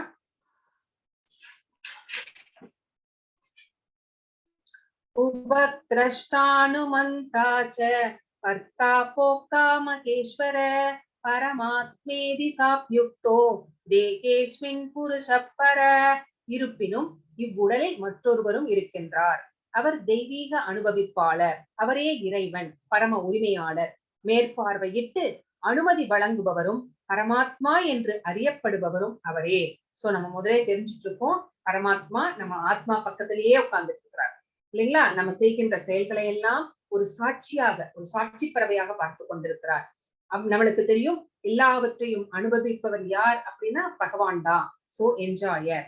சோ அவரே இறைவன், அவரே பரம உரிமையாளர். எல்லாத்துக்கும் யார் ப்ரொப்ரைட்டர் அப்படின்னு கேட்டா, ஓனர் யார் அப்படின்னு கேட்டா, இந்த உலகத்திலே பிரபஞ்சத்திலே அனைத்துக்கும் உரிமையாளர் பகவான் மட்டும்தான். சோ அவர்தான் நம்மளை மேற்பார்வையிட்டு சூப்பர்வைஸ் பண்றாரு. நம்மளுடைய நம்ம என்னாவது கேட்டோம்னா அதை சாங்ஷன் பண்றதும் மறுக்கிறதும் அவரேதான். அவருக்கு பேர் தான் பரமாத்மா அப்படின்னு இந்த ஸ்லோகம் நம்மளுக்கு சொல்கிறது. சோ பரமாத்மா உள்ளேயும் இருக்கிறார். அதாவது நம்ம மனசுல பரமாத்மாவா இருக்கிறார். வெளியில எப்படி இருக்கிறார்? வெளியில இன்பம் நிறைந்திருக்கிறார். வேற விதமா எப்படி இருக்கிறார் அப்படின்னா பகவத்கீதை வடிவிலே இருக்கிறார் இல்லைங்களா? பகவத்கீதை வடிவிலே நம்மளுக்கு நிறைய விஷயங்களை சொல்லிக் கொண்டிருக்கிறார். சோ உள்ளும் புறமும் அவரே நிறைந்து கொண்டிருக்கிறார். சோ நம்முடைய செயல்கள் இந்த ஜடத்தலத்திலே, இந்த பௌதீகத்திலே நம்மளுக்கு இன்பத்தை கொடுக்காது. அப்படியே இன்பத்தை கொடுத்தாலும் அது நீர்க்குமிழி இன்பம் தான். எப்படி தோற்றமோ அப்படியே மறைந்துவிடும். அப்ப நம்ம என்ன செய்யணும் அப்படின்னா இவற்றையெல்லாம் துறக்க வேண்டும். ஒரு பர்டிகுலர் ஏஜுக்கு அப்புறம் இந்த பௌதீக சுகங்கள் எல்லாம் வேண்டாம் அப்படின்னு நம்முடைய நம்பிக்கையை பகவான் மேல வைக்கணும். அப்பதான் ஆனந்தமயமான நித்தியமான வாழ்க்கையை நோக்கி ஆன்மீக பாதையிலே நாம முன்னேற முடியும். ஹரே கிருஷ்ணா. யவேவம் வேத்தி புருஷம் பிரகிருதிம் சகுணை சக சர்வதா வர்த்தமானோபி நசபூயோபி ஜாயதே. ஜட இயற்கை உயிர்வாழி குணங்களுடனான இவற்றின் உறவு பற்றிய இந்த தத்துவத்தை புரிந்து கொள்பவன் நிச்சயமாக முக்தி அடைகிறான். சோ இந்த ஜட இயற்கைக்கும் இந்த உயிர்வாழிக்கும் அந்த அந்த உயிர்வாழியினுடைய 3 குணங்களுக்கும் என்ன ரிலேஷன் அப்படிங்கறத யார் கரெக்டா புரிஞ்சுக்கிறாங்களோ அவர்கள் முக்தி அடைவதற்கு வாய்ப்பு கிடைக்கிறது. அவனுடைய தற்போதைய நிலை எவ்வாறு இருந்தாலும் சரி, அவன் மீண்டும் இங்கே பிறவி எடுக்க போவதில்லை. சோ இப்ப அவன் எப்படி இருந்தாலும் சரி, அவன் ஒரு பர்டிகுலர் இதுக்கப்புறம் அவன் இந்த ஞானத்தை அடைந்து விட்டால் அவன் கண்டிப்பா பிறப்பு இறப்பு சக்கரத்திலே மாட்டிக்கொள்ள மாட்டான். சோ ஒரு ஆன்மீக குருவை அணுகி அவன் இந்த ஞானத்தை பெற்றுக்கொண்டால், எப்படி பரீட்சித்து மகாராஜர் சுகதேவ கோஸ்வாமியிடம் ஞானத்தை பெற்றாரோ அவங்களுக்கு மறுபடியும் பிறவி கிடையாது அப்படின்னு இந்த ஸ்லோகம் நமக்கு சொல்றது. ஹரே கிருஷ்ணா. த்யானேனாத்மனி பஷ்யந்தி கேசித் ஆத்மானமாத்மனா அன்யே சாங்கேன யோகேன கர்மயோகேன சாபரே. தங்களுக்குள் இருக்கும் பரமாத்மாவினை சிலர் தியானத்தினாலும் சிலர் ஞானத்தை வளர்ப்பதாலும் வேறு சிலர் பலனை எரிகாராது செயல்படுவதாலும் காண்கின்றார்கள். நம்ம மனசுக்குள்ள பரமாத்மா இருக்கிறார் பாத்தீங்களா, அவரை 3 விதமா சில பேர் பாக்குறாங்க. சில பேர் தியானம் செய்து பகவானை மனசுல இருக்கிற பகவானை தெரிந்து கொள்கிறார்கள், தன்னுடைய மனதிலே பகவான் இருக்கிறார் அப்படிங்கிறத. சில பேர் அவரை பற்றி நிறைய விஷயங்களை படிக்கிறார்கள், வேதங்களை படிக்கிறார்கள், உபனிஷத்துக்களை படிக்கிறார்கள், ஞானத்தை வளர்த்துக் கொள்கிறார்கள், அதன் மூலமாக பகவானை பார்க்கிறார்கள். சில பேர் பலன் கருதாத செயல்கள், வித்தவுட் எனி எக்ஸ்பெக்டேஷன்ஸ், பகவானுக்கு பக்தி தொண்டு செய்வதன் மூலமாக பகவானை காண்கிறார்கள். ஹரே கிருஷ்ணா. மாத்துக பிரபு. அன்யே த்வயேவம் அஜானந்த ஸ்ருத்வான் ஏப்ய உபாசதே தேவி சாதிதரந்த்யேவ மிருத்யும் ஸ்ருதி பராயண. வேறு சிலர் ஆன்மீக ஞானத்தில் ஆழ்ந்த அனுபவம் இல்லாத போதிலும் சில பேர் 3 விதமா எப்படி கடவுளை பாக்குறாங்கன்னு பார்த்தோம். இன்னும் சில பேர் ஆன்மீகத்துல அவங்களுக்கு எதுவுமே தெரியாது, ஆனாலும் மத்தவங்க கிட்ட இருந்து கடவுளை பற்றி நிறைய விஷயங்களை கேட்க தொடங்குகிறார்கள், ஸ்ரவணம். சோ அதன் மூலமாக பகவான் மேல பற்றி வளர்த்துக் கொண்டு பகவான் மேல பக்தி செலுத்த தொடங்குகிறார்கள். சோ யார்கிட்ட இருந்து, அதிகாரிகளிடம் இருந்து, எப்படி பிரபுபாதா கிட்ட இருந்து நம்மளுக்கு இந்த விஷயங்கள் எல்லாம் வந்ததோ, ஒரு மூத்த அதிகாரி, சோ அந்த அதிகாரியிடமிருந்து கேட்பதற்கான தங்களது இயல்பின் காரணத்தால் சோ பகவானை பற்றி மிகப்பெரிய அதிகாரிகளிடம், கனிஷ்ட அதிகாரி, நிறைய உத்தம அதிகாரி, நிறைய அதிகாரிகள் இருக்கிறாங்க. சோ அவங்களாம் பிரீச்சர்ஸ். சோ அவங்க கிட்ட இருந்து இந்த மாதிரி கேட்கறதுனால அவர்களும் பிறப்பு இறப்பின் வழியை கடந்து சென்றார்கள். அவர்களுக்கும் பிறப்பு இறப்பு சக்கரத்துல விழமாட்டார்கள், அவர்களும் பகவானை அடைகிறார்கள். சோ ஸ்ரவணம், கேட்பதன் மூலமாகவே. ஹரே கிருஷ்ணா. யாவத் சஞ்சாயதே கிஞ்சித் சதத்வம் ஸ்தரவர ஜங்கமம் சத்வம் சதாவர ஜங்கமம் சேத்ர சேத்ரக்ன சம்யோகா தத்வித்தி பரதர்ஷப. பரதர்களின் தலைவனே, அசைவன அசையாதவை என எதையெல்லாம் நீ காண்கின்றாயோ அவையெல்லாம் செயல்களின் களமும் களத்தை அறிபவனும் இணைந்த கலவை. ரெண்டினுடைய யூனியன் அப்படிங்கிறாங்க. களமும் களத்தை அறிபவனும், அதாவது ஆத்மா உடல் ரெண்டும் சேர்ந்த கலவை. எதையெல்லாம் நீ பாக்குற, அசைகின்றன அசையாதன ரெண்டும் என்ன அப்படின்னு கேட்டா உடலும் ஆத்மாவும் அதனுடைய கலவை. பரதர்களின் தலைவனே, அசைவன அசையாதவை என அதேதான் கொடுத்துருக்காங்க. ஹரே கிருஷ்ணா. அடுத்தது சமம் சர்வேஷு பூதேஷு திஷ்டந்தம் பரமேஸ்வரம் வினஸ்யத்ஸ்வ அவினஷந்தம் ய பஷ்யதி ச பஷ்யதி. எல்லா உடல்களின் ஜீவாத்மாவுடன் இணைந்து பரமாத்மாவை காண்பவனும், அழியக்கூடிய உடலில் இருக்கும் ஆத்மாவும் பரமாத்மாவும் அழிவடைவதில்லை என்பதை புரிந்து கொள்வனுமே உண்மையில் காண்பவன். சோ உண்மையை தெரிந்து கொண்டவன் யார், உண்மையில் பார்க்கிறவன், உண்மையை பார்க்கிறவன் யார் அப்படின்னு பகவான் சொல்றார். நம்ம உடல்ல ஜீவாத்மா இருக்கிறது, பக்கத்திலேயே யார் இருக்கிறாங்க, பரமாத்மா இருக்கிறார். சோ இவங்க 2 பேர்த்துக்கும் அழிவே கிடையாது, இவங்கள் நிரந்தரமானவர்கள் அப்படிங்கிறது நமக்கு தெரியும். அப்ப அழியக்கூடியது எது, இந்த உடல் தான். சோ அழியக்கூடிய இந்த உடலினுள் இருக்கும் அழியாத ஆத்மாவையும் பரமாத்மாவையும் யார் புரிந்து கொள்கிறார்களோ அவர்களே உண்மையில் காண்பவர்கள். சோ உண்மையான ஞானத்தை உடையவர்கள். சோ இந்த அழியக்கூடியது உடல் மட்டும்தான். இந்த உடலுக்குள்ளே இருக்கிற ஆத்மாவும் பரமாத்மாவும் நம்ம இப்ப இந்த உடலை உகுத்த பின்பு ஆத்மா வெளியேறுகிறது, ஆத்மாவுடன் சேர்ந்து பரமாத்மாவும் வெளியேறுகிறார் அப்படிங்கறதையும் நம்ம புரிஞ்சுக்கணும். ஆத்மா எங்க போகும்? யம தர்மராஜா கிட்ட போய் அங்க போய் தன்னுடைய பாவ புண்ணியங்களுக்கு ஏற்ப கணக்கு வழக்கெல்லாம் முடிச்சுக்கிட்டு பகவான் அடுத்த பிறவி அடுத்த அந்த அந்த ஆத்மாவை எந்த உடலுக்குள்ள வைக்கிறாங்களோ அங்க போகும். அப்ப பரமாத்மாவும் அங்க இருப்பார். நம்மளுடைய ஆசா பாசங்களையும் நம்மளுடைய அந்த இதோடவே சூட்சும உடலோடயே டேக் பண்ணி அனுப்பிடுவாங்க. அந்த ஆசாபாசத்துக்கு ஏத்த மாதிரிதான் பகவான் இன்னொரு உடலை கொடுப்பார். ஹரே கிருஷ்ணா. சமம் பஷ்யன்கி சர்வத்ர சமவஸ்திதம் ஈஸ்வரம் நகீனஸ்யாத்மனாத்மானம் ததோ யாதி பராம் கதிம். பரமாத்மா எல்லா இடங்களிலும் எல்லா உயிர்வாடிகளும் சமமாக வீற்றிருப்பதை காண்பவன் தனது மனதால் தன்னை இழிவுபடுத்திக் கொள்வதில்லை. இவ்வாறு அவன் தெய்வீக இலக்கை அடைகிறான். நம்ம பார்த்தோம் இல்லைங்களா, பண்டிதா சமதர்ஷினக. ஒரு பண்டிதர், உண்மையான பண்டிதர், ஞானி எல்லாத்துலயுமே பகவான் இருக்கிறதை பார்க்கிறார். அப்போ இல்ல இல்ல இல்ல இது நாய், இல்ல இல்ல இது பூனை, இது மனிதன் அப்படின்னு வேறுபடுத்தி பார்த்து தன்னை அவர் இழிவுபடுத்திக் கொள்வதில்லை. எல்லார்கிட்டையும் பகவான் இருக்கிறார் அப்படின்னு சமமாக நோக்குகிறார் அப்படின்னு இந்த ஸ்லோகம் நமக்கு சொல்றது. ஹரே கிருஷ்ணா. அடுத்தது பிரபு. பிரக்ருத்யைவ சகர்மாணி பிரியமானானி சர்வசக யப்பஸ்யதி ததாத்மானம் அகர்த்தாரம் சபஸ்யதி. எவன் ஒருவன் ஜட இயற்கையினால் படைக்கப்பட்ட உடலே எல்லா செயல்களையும் செய்கின்றது என்பதையும் ஆத்மா எதையும் செய்வதில்லை என்பதையும் காண்கின்றானோ அவனே உண்மையில் காண்கின்றான். இந்த உடல் அப்படிங்கிறது ஒரு மெஷின் மாதிரி. சோ இந்த உடல் தான் எல்லா செயல்களையும் செய்கிறது. நம்ம மனசு சொல்லுது இதை செய் அதை செய் அப்படின்னா அதுக்கு ஏத்த மாதிரி இந்த உடல் செய்கின்றது. ஆனா ஆத்மாவுக்கும் நாம் செய்கின்ற செயல்களுக்கும் கொஞ்சம் கூட சம்பந்தம் இல்லை. சோ ஆத்மா எதனாலும் நாம் செய்கின்ற செயல்களினால் பாதிக்கப்படுவதில்லை. ஆத்மா நம்முடைய செயல்களுக்கு காரணமாவதில்லை. இந்த உண்மை யாருக்கு தெரிகிறதோ அவனே உண்மையில் காண்கின்றவன். ஹரே கிருஷ்ணா. யதா சர்வகதம் சம்ஸ்யாத் ஆகாசம் ந பலிப்யதே சர்வத்ராவஸ்திதோ தேகே ததாத்மானோ பலிப்யதே. எங்கும் நிறைந்திருந்தாலும் தனது நுண்ணிய இயற்கையினால் ஆகாயம் எதனுடனும் கலக்காமல் இருக்கிறது. அதுபோல பிரம்மனின் பார்வையில் நிறைவேற்றுள்ள ஆத்மா உடலிலே அமைந்திருந்தாலும் உடலுடன் கடப்பதில்லை. சோ நம்ம உடலுக்குள்ளதான் இந்த ஆத்மா இருக்கிறது. ஆனா நாம் உடல் செய்கின்ற செயல்களிலோ எதுலையுமே அது கலப்பதில்லை, தனித்தே இருக்கிறது அப்படிங்கறத நம்ம தெரிஞ்சுக்கணும். எங்கும் நிறைந்திருந்தாலும் ஆகாயம் எப்படி இருக்கிறது? எல்லா இடத்துலயும் ஆகாயம் நிறைஞ்சிருக்கு. ஆனா அது ஆகாயம் எதானுடனாவது கலந்து இருக்கிறதா அப்படின்னு கேட்டா இல்ல, அது தனித்தே இருக்கிறது. அதனோட ஐடென்டிட்டி என்னைக்குமே தனித்து இருக்கிறது. அந்த மாதிரிதான் நம்முடைய ஆத்மாவும் நம்முடைய உடலிலே அமைந்திருந்தாலும் கூட நம்முடைய செயல்களுக்கு காரணமாவதில்லை.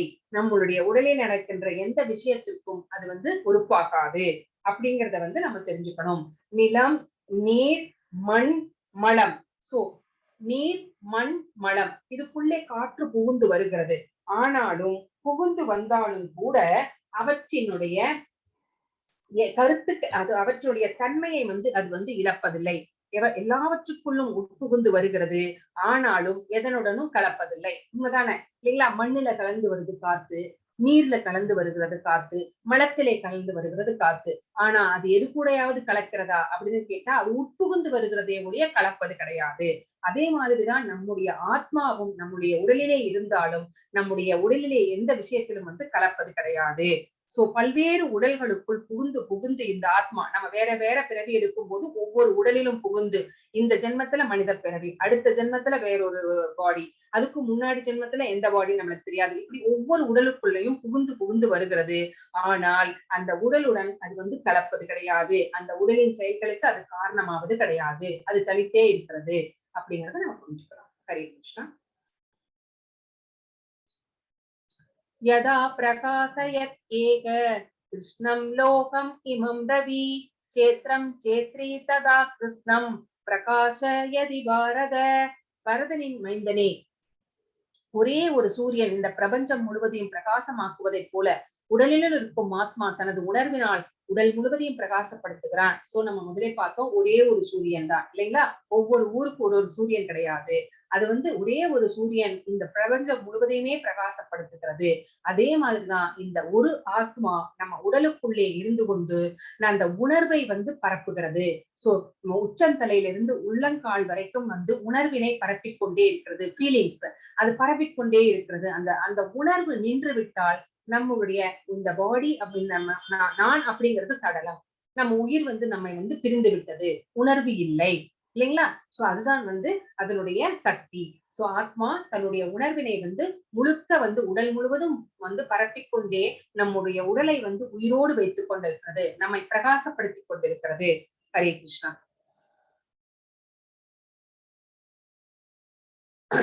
சேத்ர சேத்ரக்னயோரேவம் அந்தரம் ஞான சக்ஷசு பூத பிரகிருதி மோஷம்ச ஏ விதுர்யாந்தி தேவரம். உடலுக்கும் உடலின் உரிமையாளனுக்கும் இடையிலான இந்த வேறுபாட்டை ஞானக்கண்களை கொண்டு அறிந்து ஜட இயற்கையின் பந்தத்திலிருந்து முக்தி பெறுவதற்கான வழிமுறையையும் புரிந்து கொண்டவர்கள் பரம இலக்கினை அடைகிறார்கள். யார் பகவானை சென்று அடைவார்கள்? சோ உடலுக்கும் உடலுடைய உரிமையாளனான ஆத்மாவுக்கும் ஜீவாத்மாவுக்கும் என்ன வேறுபாடு அப்படிங்கறத யார் அறிந்து கொண்டிருக்கிறார்களோ அவர்கள் இந்த லௌகீக வாழ்க்கையினுடைய பந்தத்திலே, இந்த பற்றுகளிலே இருந்து முக்தி பெறுவதற்கு அவர்களுக்கு வழி தெரிந்திருக்கிறது. அந்த அப்படிப்பட்டவர்கள் பகவானை சென்று அடைகிறார்கள் அப்படின்னு இந்த ஸ்லோகம் நமக்கு சொல்கிறது. ஹரே கிருஷ்ணா. சோ இந்த அத்தியாயத்தினுடைய சுருக்கம் என்னன்னு பார்த்தலாம். அர்ஜுனன் 6 கேள்விகள் கேட்கிறார். அதற்கு பகவான் பதில் உரைத்தார் இல்லைங்களா? சேத்ரத்ன அப்படிங்கறதெல்லாம் என்னன்னு பார்த்தோம். சோ அறிவை பெறுவதற்கான செயல்முறைகள் என்ன அப்படிங்கிறதையும் பகவான் சொன்னார். நேயம், அறிவின் பொருள் என்ன? அதாவது அறிவு எதை கோல் அப்படின்னா பகவானை அடைவது. அதுதான் யாரை அறிந்து கொள்ள வேண்டும்? பகவானை அறிந்து கொள்ள வேண்டும். அதுதான் நேயம். அப்போ பிரகிருதி, புருஷா இவற்றுடைய கலவை என்ன அப்படிங்கிறதையும் நம்ம பார்த்தோம். சோ அறிவின் பார்வை, அதாவது அறிவின் பார்வை என்ன? சோ எது ஞானம் அப்படிங்கறத பகவான் நிறைய விளக்கமா சொன்னார். யார் உண்மையில் காண்பவர்கள் அப்படிங்கிறதையும் சொன்னார். பகவானை அடைவதற்கு என்ன வழி அப்படிங்கிறதையும் பகவான் அந்த லாஸ்ட் ஸ்லோகத்துல நமக்கு சொன்னார். ஹரே கிருஷ்ணா. இந்த கதை நம்ம இதுல போட்டுடலாம் பிரபு, சரிங்களா? இது ரொம்ப பெரிய கதை. நம்ம அந்த இதை போட்டுடலாம், நம்ம குரூப்ல போட்டுடலாம். இன்னைக்கு நான் அந்த நேத்து சொல்ல வேண்டிய அந்த கதையை நான் சொல்லி முடிச்சிடுறேன். ஏகாதசி பத்தி சொல்லிட்டோம். நேத்து சொல்ல வேண்டிய கதை என்ன? பில்வமங்கல தாகூர். பில்வமங்கல தாகூர். அத சொன்னதுக்கு அப்புறம் ரெக்கார்டிங் ஆஃப் பண்ணிக்கோங்க பிரபு. எஸ் மாதாஜி, லாவண்யா மாதாஜி. இப்போ பில்வமங்கல தாகூர் நேத்து ஒரு ஸ்டோரி பார்த்தோம் இல்லைங்களா? கிருஷ்ணரும் ஒரு தாத்தா ஒருத்தரும் உட்கார்ந்து இருந்தார். சோ அதை நம்ம பார்த்தோம். அவர் யார் அப்படின்னா, அவர் ஒரு இது ஒரு கர்நாடகத்திலே ஒரு வைசிய குடும்பத்திலே பிறந்தவர் பில்வமங்கலம் அப்படிங்கிறவர். அவருடைய முன்னாடி பேர் வேற, அவருக்கு அப்புறமா பின்னாடி கொடுத்த பேர் தான் பில்வமங்கல தாக்கூர் அப்படிங்கிறது. சோ அவர் வைசியர்கள் என்ன பண்ணுவாங்க அப்படின்னா, வியாபார நிமித்தமாக வெளியூர்களுக்கு போவார்கள். சோ அப்படி போகும்போது முதல்ல எல்லாம் இந்த டிரான்ஸ்போர்டேஷன் ரொம்ப கிடையாது இல்லைங்களா? அவங்க தங்களுடைய நாட்டிலே விளைகின்ற விளைபொருட்களை எதெல்லாம் ரொம்ப ஃபேமஸா இருக்கும் அதையெல்லாம் மாட்டு வண்டிகளிலோ ஏதோ அந்த மாதிரி குதிரைகளின் மேலேயோ ஏற்றி பக்கத்து ஊர்களுக்கு பக்கத்து நாடுகளுக்கு போய் அங்க போய் வியாபாரம் செய்து அந்த நாட்டுல என்ன இருக்கோ அதை வாங்கிட்டு இங்க வியாபாரம் செய்து இப்படிதான் ட்ரேட் நடந்துட்டு இருந்துச்சு. சோ இப்படி போகும்போது அவர்கள் என்ன செய்வார்கள் அப்படின்னா, 4 மாதங்கள் 5 மாதங்கள் அங்கேயே தங்க வேண்டி இருக்கும். சோ அங்கேயே தங்கிதான், ஏன்னா போறதுக்கு வர்றதுக்கு எல்லாம் ரொம்ப நாள் ஆகும் இல்லைங்களா? சோ அதுக்காக அவங்க இத்தனை நாள்களை அவர்கள் வியாபாரத்திற்காக வியாபாரத்திலே ஈடுபடுவார்கள். அப்போ அப்படி ஈடுபடுவார்கள். அப்புறம் 4 மாசம், எந்த மாசம்? சாதுரிய மாசம், அந்த மழைக்காலம், அந்த 4 மாசம்தான் அவர்கள் வீட்டிலே இருப்பார்கள். ஏன்னா மழைக்காலத்துல நம்ம போக முடியாது, வர முடியாது. அப்படிங்கிறதுனால அந்த 4 மாசமும் என்ன பண்ணுவாங்க வைசியர்கள், அதாவது வியாபாரிகள் அந்த வீட்டிலே இருப்பாங்க. வீட்டுல இருக்கும்போது அவங்க வந்து புலன்களை வந்து கட்டுப்பாட்டோடு வைத்திருப்பார்கள். நிறைய விஷயங்களை வந்து சாப்பிட மாட்டாங்க.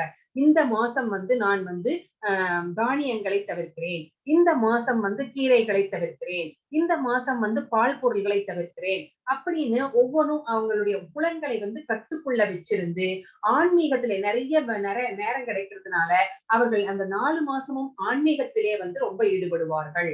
சோ இந்த மாதிரிதான் வந்து வைசியர்களுடைய வாழ்க்கை இருந்தது. சோ இப்படி இருக்கும்போது அதுல வந்து வில்வமங்கல தாக்கூர் இவரும் ஒரு வைசியர், ஒரு வியாபாரி.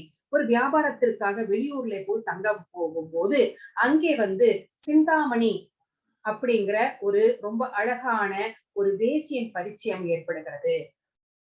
ஒரு வேசியின் பரிச்சயம் ஏற்படுகிறதுனால அவர் வந்து ரொம்ப வந்து மனம் லயித்து போய் விடுகிறார். அவளுடைய அழகிலும் கொஞ்சி பேசுகின்ற அந்த பேச்சிலும் அழகான நடனத்திலும் வந்து அவர் வந்து என்ன சொல்றது, ஒரு அடிமையாகவே ஆகிவிட்டார் அப்படின்னு தான் சொல்லணும். சோ இப்ப என்னாச்சு அப்படின்னா, இப்ப சாதுர்மாசியத்துல அவளை பார்க்க முடியல, ரொம்ப கஷ்டப்படுறார். ஆசை கொழுந்து விட்டு எரிகிறது. நேரம் அவளை பத்தியே நினைச்சிட்டு இருக்கிறார். பார்க்க முடியலையே அப்படின்னு தவிக்கிறார். எப்பவுமே வந்து காட்டுத்தீ மாதிரி இந்த ஆசை இல்லைங்களா? சோ ஆசையை வந்து அடக்க முடியல. சோ இந்த மாதிரி சுச்சுவேஷன்ல சாதுர்மாசியத்துல மழைக்காலத்துல வீட்டுல மாட்டிக்கிட்டப்பவும் மனசெல்லாம் வந்து அங்கேயே இருக்கிறது. எப்ப பார்க்கலாம் எப்ப பார்க்கலாம் எப்ப பார்க்கலாம் அவளை அப்படின்ட்டே இருக்கிறது. சோ அந்த சமயத்துல அவருடைய வயதான தந்தையார் வந்து காலமாகி விடுகிறார். சோ அவருடைய உடல் வந்து கிடத்தப்பட்டிருக்கிறது. சோ ஈமக்கிரியைகள் எல்லாம் செய்ய வேண்டும். ஆனால் அவருடைய மனது அந்த சிச்சுவேஷன்ல கூட அவளை பற்றியே நினைத்துக் கொண்டிருக்கிறது. சோ அவளுடைய அழகான பேச்சை பற்றி, நடனத்தை பற்றி, அவளுடைய கொஞ்சி பேசும் அழகை பற்றி, இதை பற்றியே நினைத்துக் கொண்டு இப்பவே பார்க்கணும் அப்படின்னு நினைக்கிறார். சோ ஆசை வந்து அப்படி வந்து அவரை வந்து அலைகழித்துக் கொண்டிருக்கிறது. இதேதான் வந்து மகாத்மா காந்தியடிகளும் கூட தன்னுடைய சுயசரிதையிலே வந்து எழுதியிருப்பார்.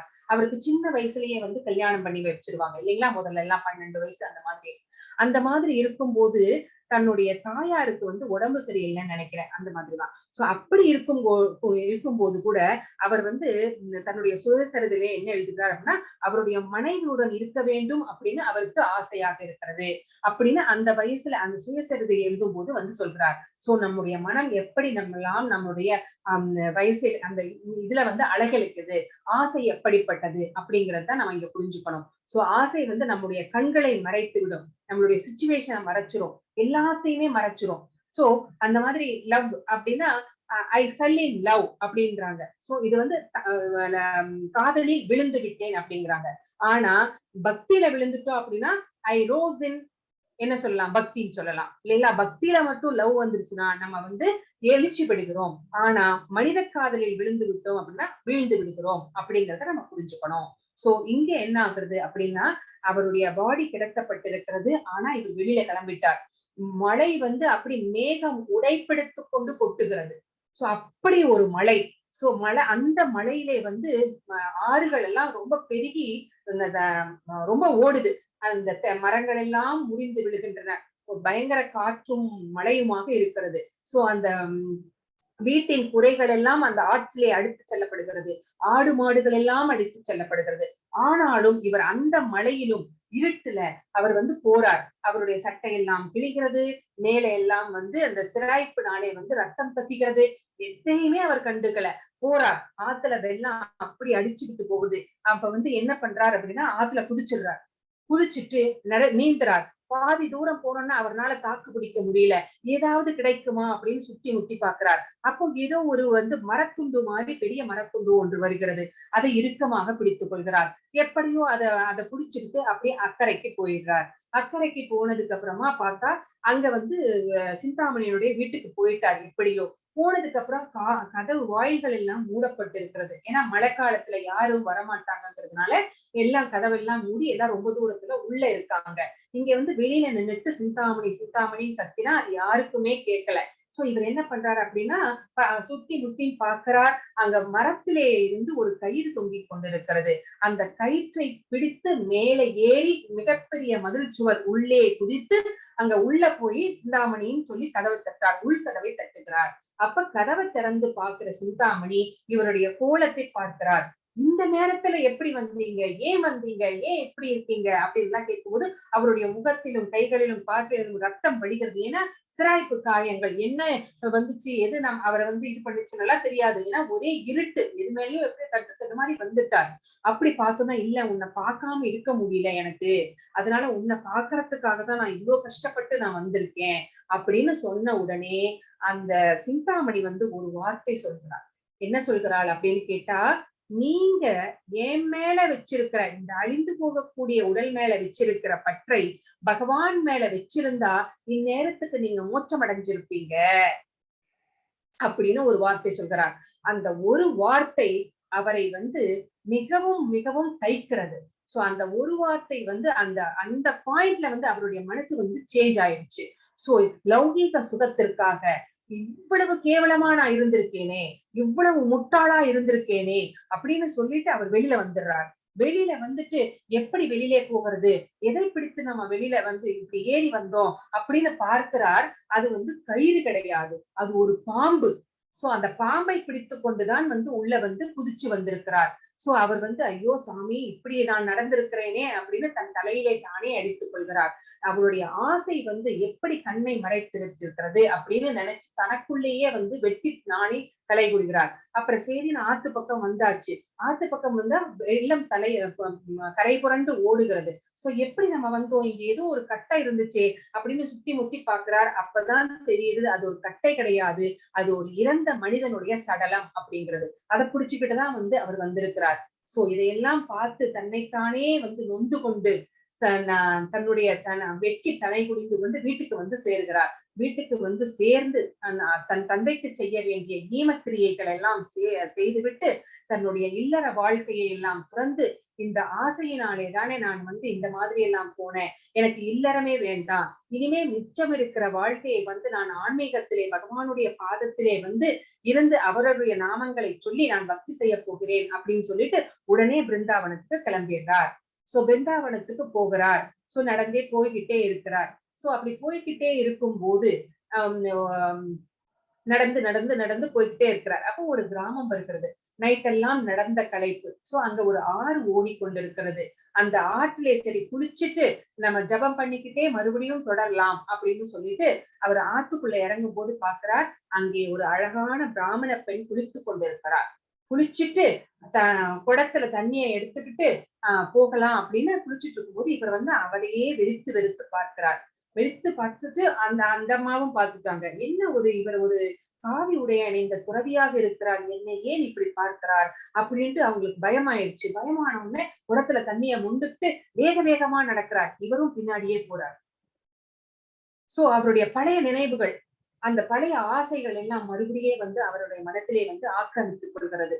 சோ அவருக்கு தன்னையே நொந்து கொள்கிறார். நான் இப்போ ஒரு துறவி, நான் எப்படி இப்படி நினைக்கலாம், நான் எப்படி ஒரு பெண் மேல ஆசைப்படலாம், ஆசைப்பட்டதுனாலன்னு இப்படி எல்லாத்தையும் துறந்து நம்ம பக்தி செய்யலாம்னு வந்திருக்கோம், மறுபடியும் இந்த ஆசைகள் தலை தூக்குகிறதே அப்படின்னு சொல்லிட்டு அந்த பெண் பின்னாடியே போறார். அந்த பிராமண பெண்ணும் தன்னுடைய வீட்டுக்கு போயிட்டு தன்னுடைய கணவர்கிட்டே சொல்கிறார், யாரோ ஒரு துறவி மாதிரி தெரியறார், ஆனா என்னையே வெறிச்சு பாக்குறார், என் பின்னாடியே வர்றார், என்னன்னு தெரியல அப்படின்னு சொன்னோடனே அவர் வருகிறார். அந்த கணவர் கேட்கிறார், எதற்காக என்னுடைய மனைவியை பின்தொடர்ந்து வருகிறீர்கள் அப்படின்னு கேட்கும் போது, நீங்க எனக்கு ஒரு தானம் செய்யணும் அப்படின்னு கேட்கிறார். என்ன தானம் அப்படின்னா, உங்களுடைய மனைவியினுடைய அந்த கொண்டையிலே உடுக்கின்ற கொண்டை ஊசியை எனக்கு தானமாக தாருங்கள் அப்படின்னு கேட்கிறார். கொண்டை ஊசி தானமா? ஆமா தாருங்கள் அப்படின்னு கேட்கிறாரு. அவரும் கொடுக்கிறார். கொடுத்த உடனே அந்த கொண்டை ஊசியை வைத்து தன்னுடைய கண்ணின் மணிகளை தோண்டி எடுத்துடுறார். சோ இந்த கண்கள் இருந்ததுனாலே தானே நான் இவங்களெல்லாம் பார்த்தேன்.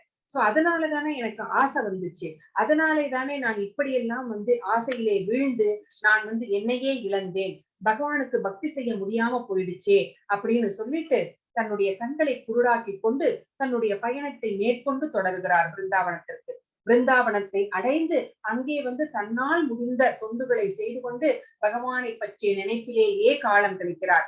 சோ இதை பார்த்த பகவான் தனக்காக தன் மீது உண்மையான பக்தி வச்சு இந்த மாதிரி தொண்டன் வந்து இருக்கிறானே, பக்தி செய்கிறானே அப்படின்னு சொல்லிட்டு ஒரு சிறு பிள்ளையாக, ஒரு சிறுவனாக பகவான் வந்து வழிபடுத்தி வந்து அங்க வந்து என்ன பண்றாரு அப்படின்னா, அந்த வில்வமங்கல தாகூராருக்கு பணிவிடைகள் செய்கிறார். அவருடைய துணிகளை துவைப்பது என்ன, வேளா வேலைக்கு உணவு கொடுப்பது என்ன அப்படின்னு அவருக்கு வந்து பணிவிடைகள் செய்கிறார்.